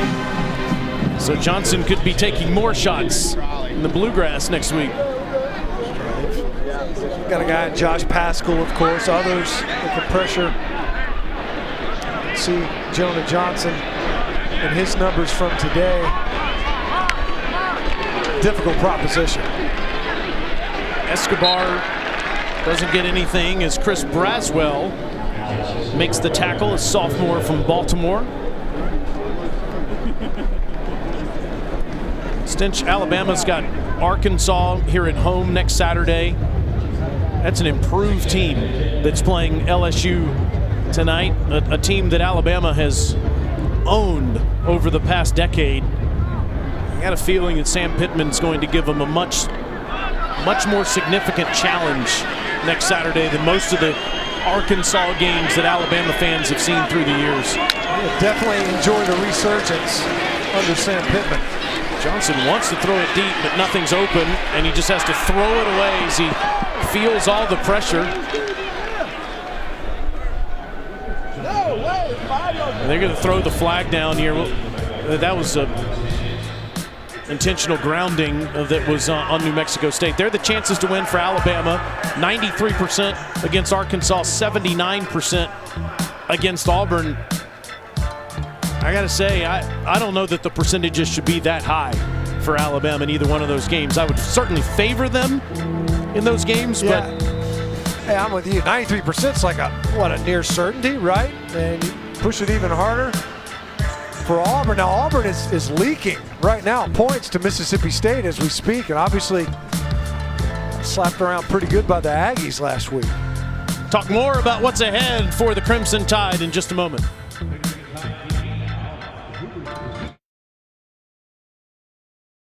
Home of the College Football Playoff Semifinals, Friday, December 31st on ESPN. That's what the rankings look like right now. Dogs have the Vols at 3:30 today. Number 6 Michigan in a tight one at Happy Valley, up 14-6, and number 8 Oklahoma trailing in Waco 17-7. What do you think about your alma mater on Rocky Top at 3:30 today, Stitch? This will be the greatest challenge that defense has seen all year. Didn't think you would say that versus Tennessee, given the defections that Josh Heupel and that program endured in the wake of the Jeremy Pruitt era. But boy, they have figured things out offensively, and they can be dangerous, there's no doubt. Interesting to see how that dog defense responds. 3rd and 10. It's Warner. He gets up near the 25-yard line. Nice pursuit by Christian Story, the safety there, to force a 4th down. Yeah, Tennessee gave Alabama fits for about 3 quarters. Alabama distanced themselves in the 4th quarter, scoring 4 touchdowns in that game. But that was a 1-possession game for about 45 minutes of game time here at Bryant-Denny a few weeks ago. Yeah, it's another one of those tempo teams. One that I think, practically speaking, in game might go as faster than anyone in this conference, including the Ole Misses. It's like a procedure penalty pre-snap here. But because of that, and the way that they're playing at quarterback, Hendon Hooker, when he's been healthy this year, the fact that he's a dual threat, a true dual threat, and Josh Heupel as a play caller has been creative. They run the football effectively. They can get those big plays in the passing game. I think that it could be a closer game than it probably otherwise would be. Certainly not as close as I would have anticipated it being coming in the season. Offside, defense in the neutral zone causing a reaction. The player lined up on number 43. The 5-yard penalty, it's still 4th down. Coach Saban never ever stops, and he disagrees. Yeah, 53-point game. 10 minutes to play in the 4th, and I don't like that call. No, you either agree or you don't, right? Getting after it. A documentary on NFL Network on him a few months ago on A Football Life, and he was making fun of himself for some of the headsets that he has ruined through the years. Slade Bolden receives it at the 34-yard line. Coming up next, South Carolina squares off against Missouri, and at 7:30 Eastern, number 25 Arkansas takes on LSU in our SEC Saturday night matchup. Both are also available on the ESPN app. One app, one tap. That game next. Our guy Dave Neal, Deuce McAllister, and Andrea Carter coming up at 4 Eastern time. That's going to be fun to watch, especially after what Shane Beamer's team did last week to the Gators. I feel like that's a toss-up. It does feel that way, doesn't it? I mean, Connor Bazelak struggled this season, has struggled. Tyler Beatty's looked good for them at running back. But the emergence of Jason Brown at quarterback for South Carolina, which we saw last week, and then those backs all of a sudden got healthy at the right time. Jalen Milroe, a true freshman, in at quarterback, and it's dropped by Oots. 2nd down. By the way, Alyssa, you're not allowed to tap the app while you're driving. I know you're fired up about watching the Gamecocks in Mizzou.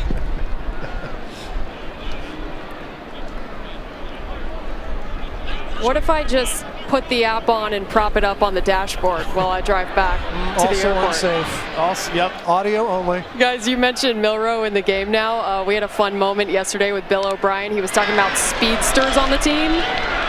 Look at that. I mean, there it is right there, Alyssa. Right on cue. I said, is Jamison Williams the fastest guy on the team? He said, maybe Milroe might have him. And then Jamison walked in the room. We asked him the same question, and of course, Jamison was like, absolutely not. I'm faster. But I don't know. Maybe we need to do a little 40-yard dash race. Oh man, we've seen that before. I've retired, by the way. Okay.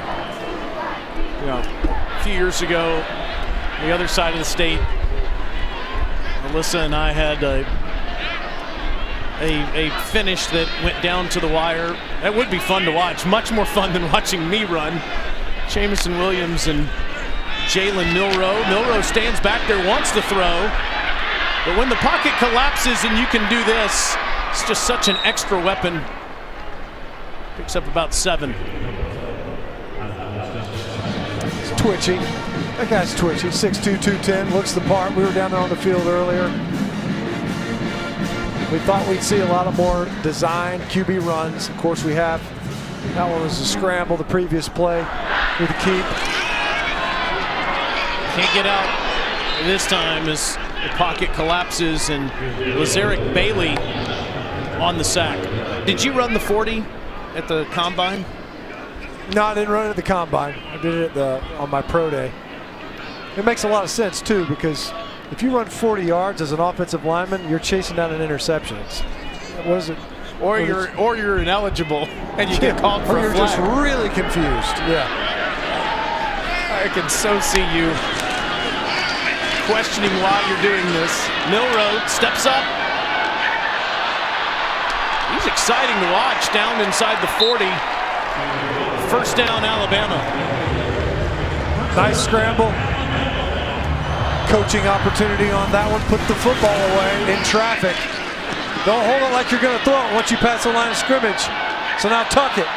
Got that ball out. High and tight. I've already seen the ball come out with Bryce Young getting hit from the blind side earlier. The ground and Leary.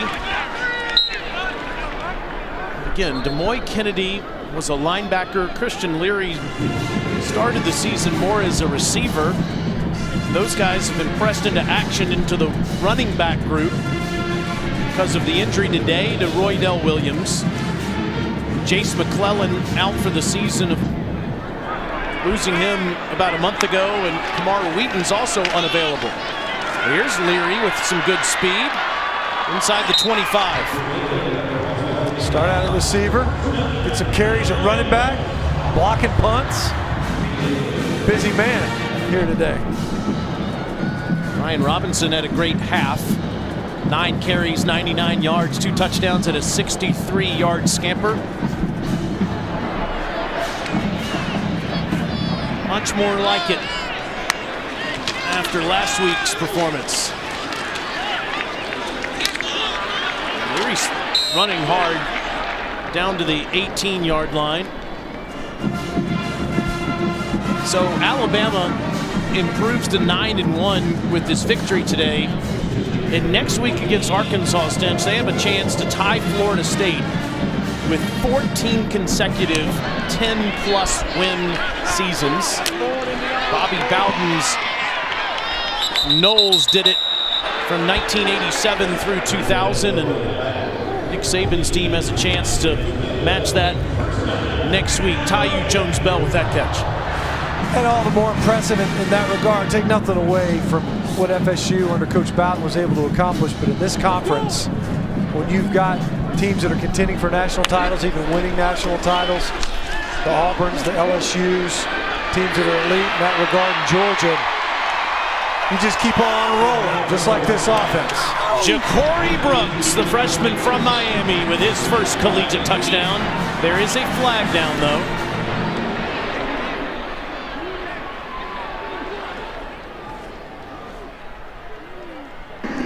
Holding, number 14, offense.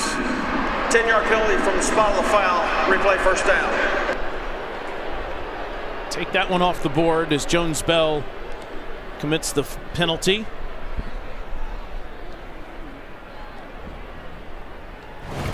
been an exceptionally clean game, really on both sides. See out there and a holding call, and I guess, I don't know. As an offensive lineman, I definitely would have said no, but since it was a receiver, I'll agree. Milroe. Just hard to get a hit on him. He's just so quick. Alabama with a season high in rushing yards. Before that play, they had 244. Got a couple of nice explosive runs too. You think about the long run down the sideline by Brian Robinson. A couple of nice runs from Trey Sanders as well before he gave way to Leary. Back to the air, to the end zone, incomplete. As Brooks couldn't make the catch, looked like it might have been deflected at the line of scrimmage. Going back to the ground game, Stench, Nick Saban, you give him all the credit in the world for how he has continued to adapt and have the best program throughout his tenure in Tuscaloosa. But it's still kind of crazy to see that his team is 74th in the country running the football this year. Would not have guessed that would ever be the case here at Alabama. Some growing pains, no doubt. Milroe. Again, it's off the fingertips of Ja'Cory Brooks. It's 4th down. You know, it's interesting. Some other players on that play kind of calling for a PI. Fans wanted it. Ja'Cory Brooks didn't say anything, and it definitely looks like Chris Ojo was holding his left arm back. We're going to give the backup kicker, Jack Martin, a chance to come in, the junior from Dothan. It's a 29-yard field goal try.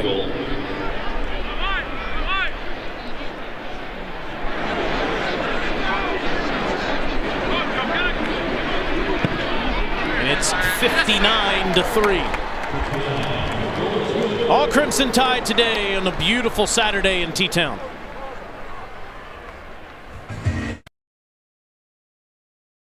A couple updates for you. Showed you Mississippi State, after being down 28-3, had come back to within 5. Now they've got the lead. Will Rogers to Mekhi Polk. And how about State on the road with a 1-point lead at Auburn? Meanwhile, guys, you can chalk Oklahoma right out of the ranks of the undefeated. They are done. 24-7 Baylor. Sooners less than 200 yards of offense, guys. Crazy to see that, Dari. And Mississippi State's comeback on Alabama's arch rival, now with the lead over there, Jordan-Hare, 29-28. Paying attention on the ESPN app, the Gators are only up 4, 56-52, with under 12 minutes to go in that one. You know, there's a good one tonight on ESPN. Vaught Hemingway Stadium. Those are I think Scoey's also going with the Aggies. We all went Texas A&M here. Alyssa, you expect a close game there with the Rebels and the Aggies, or you think Jimbo cruises to victory there? I feel like it's week 11 and I just don't know anything anymore, because 6 weeks ago there was no chance I would have picked A&M in that game. But knowing Lane Kiffin, knowing Jimbo Fisher, that game's close. You might be right, actually. The way those teams can play. Weston Egan in at quarterback. He gets a couple of yards as Drew Sanders makes the tackle.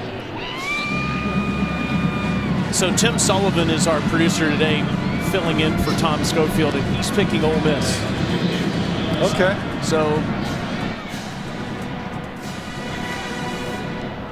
Yeah, you know, Matt Corral's been banged up a lot. That's a really good defense, too. Omari Samuels gets a couple of yards. Steve Turnberger, if you can talk in my head, who you got, Ole Miss or Texas A&M? Okay, Burns. Wow. Burns. The truck is going with Ole Miss. Wow. Okay. On-air commentators are going with the Aggies. Might have to put a little action on that. No, it is. Those dudes live out there in California. It's the Lane effect, I think.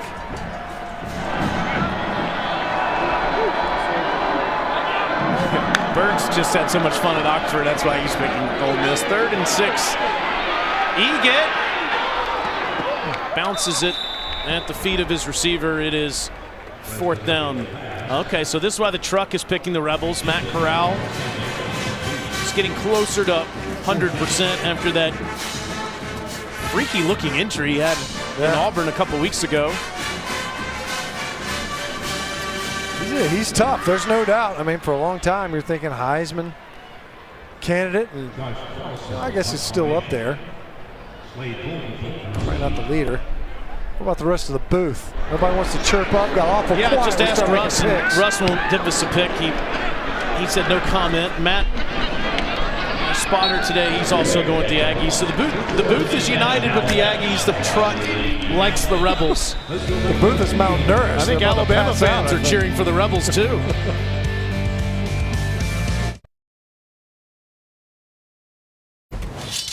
Hey Bama fans, it's Patrick Murphy, head softball coach. Just wanted to say hi, and we can't wait to get the season started in February. I know you're going to be pleased with this year's team. We got a great group. I know everybody's ready to go, and of course, we're going to have the best fans in the country once again at the Rhodes House. Roll Tide. How about that? Patrick Murphy's done such an incredible job as the softball coach, taking Alabama to the Women's College World Series last year, winning the SEC. As Alabama's finishing things up.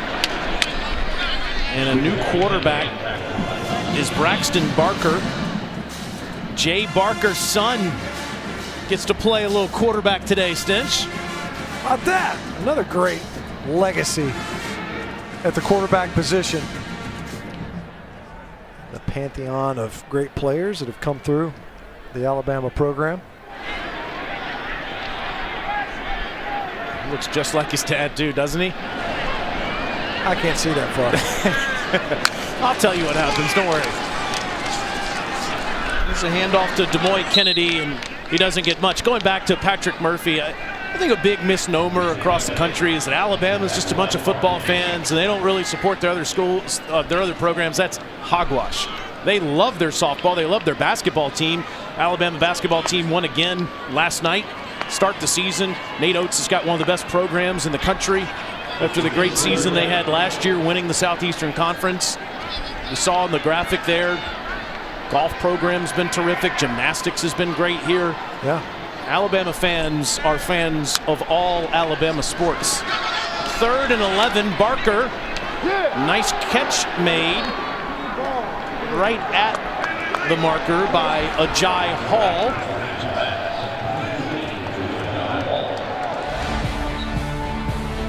True South, look where it is. Sunday night at 7:30 p.m. Eastern. Mobile Bay, Alabama, Mr. Stinchcomb. Now, would that be up Bay or down Bay? No, just in the Bay. Okay. Well, I mean, you could be over the Bay or down the Bay. Yes, eating. A lot of prepositions. On Mobile Bay, or the Causeway, for that matter. All kinds of geographic opportunities, Mobile. Can't wait to watch that.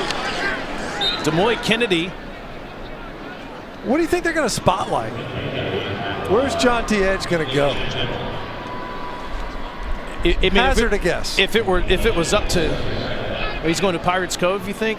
Or spotter Matt Zarzer is a Mobile aficionado, says that's where he's headed. I mean, if I were going on Mobile Bay, I would go to the original Oyster House. That would be my spot. But I know that was the Bluegill is another good spot down there. Sounds delicious. Wow. Maybe they go to all three. Felix Fish Camp, I got to give them a shout out. Sure. Where was it that Jamison Williams said to go to? Catch a Taste or something like that yesterday? Jamison Williams has got a new wings place here in Tuscaloosa, and he says he's been going there every day. That seems excessive. I'm sure it's delicious and all. Every day for anywhere. Well, this was what you expected today from the Crimson Tide. I know Coach Saban's probably worried about a few of those injuries, though. Most notably Roydell Williams and also to JoJo Earl, his punt returner. DeMarco Helms went out of the game with an injury, too. Missing a couple offensive linemen in this game, although I think you can anticipate getting both of them back. Kennedy just running things out and on what should be the last play of the game. Alabama improves to 9-1. New Mexico State falls to 1-9. And Nick Saban has the most wins of any active college football coach. It is as impressive a body of work as you could find in college athletics. I mean, not just college football. And another really good year and a dominating performance. I'm sure the Tide expecting to build that momentum into Arkansas next week. Alyssa's with Coach. Coach, career day for Bryce Young. What did you think about him in the offense today? He did a great job today. You know, he's very accurate with the ball. We got sacked once and had a sack fumble. That really wasn't his fault. But, you know, I was pleased with the way our guys came out and competed in the game.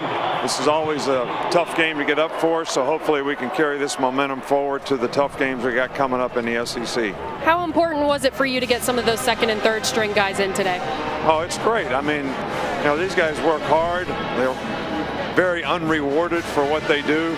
So to get to play all these players was really special. As far as some of the adjustments, some of the emphasis you guys made this week after LSU, what did you think about the way that they responded to the coaching this week? No, I think we responded well. You know, I mean, we'll see next week because we're going to play against a lot better competition. So, but I think the players had the right mindset. They tried to do things the right way, and that's really what you're looking for. Thank you, Coach. Congrats. Thank you. Let's check out today's celebration moment brought to you by Allstate. It is Nick Saban, who now has the most wins of any active college football coach with his 265th, passing Mack Brown for the most in college football. For Matt Stinchcomb and Alyssa Lang and our entire crew, I'm Taylor Zarzer. Back to Dari Noka in our SEC Network studios. All righty. Alabama took care of business.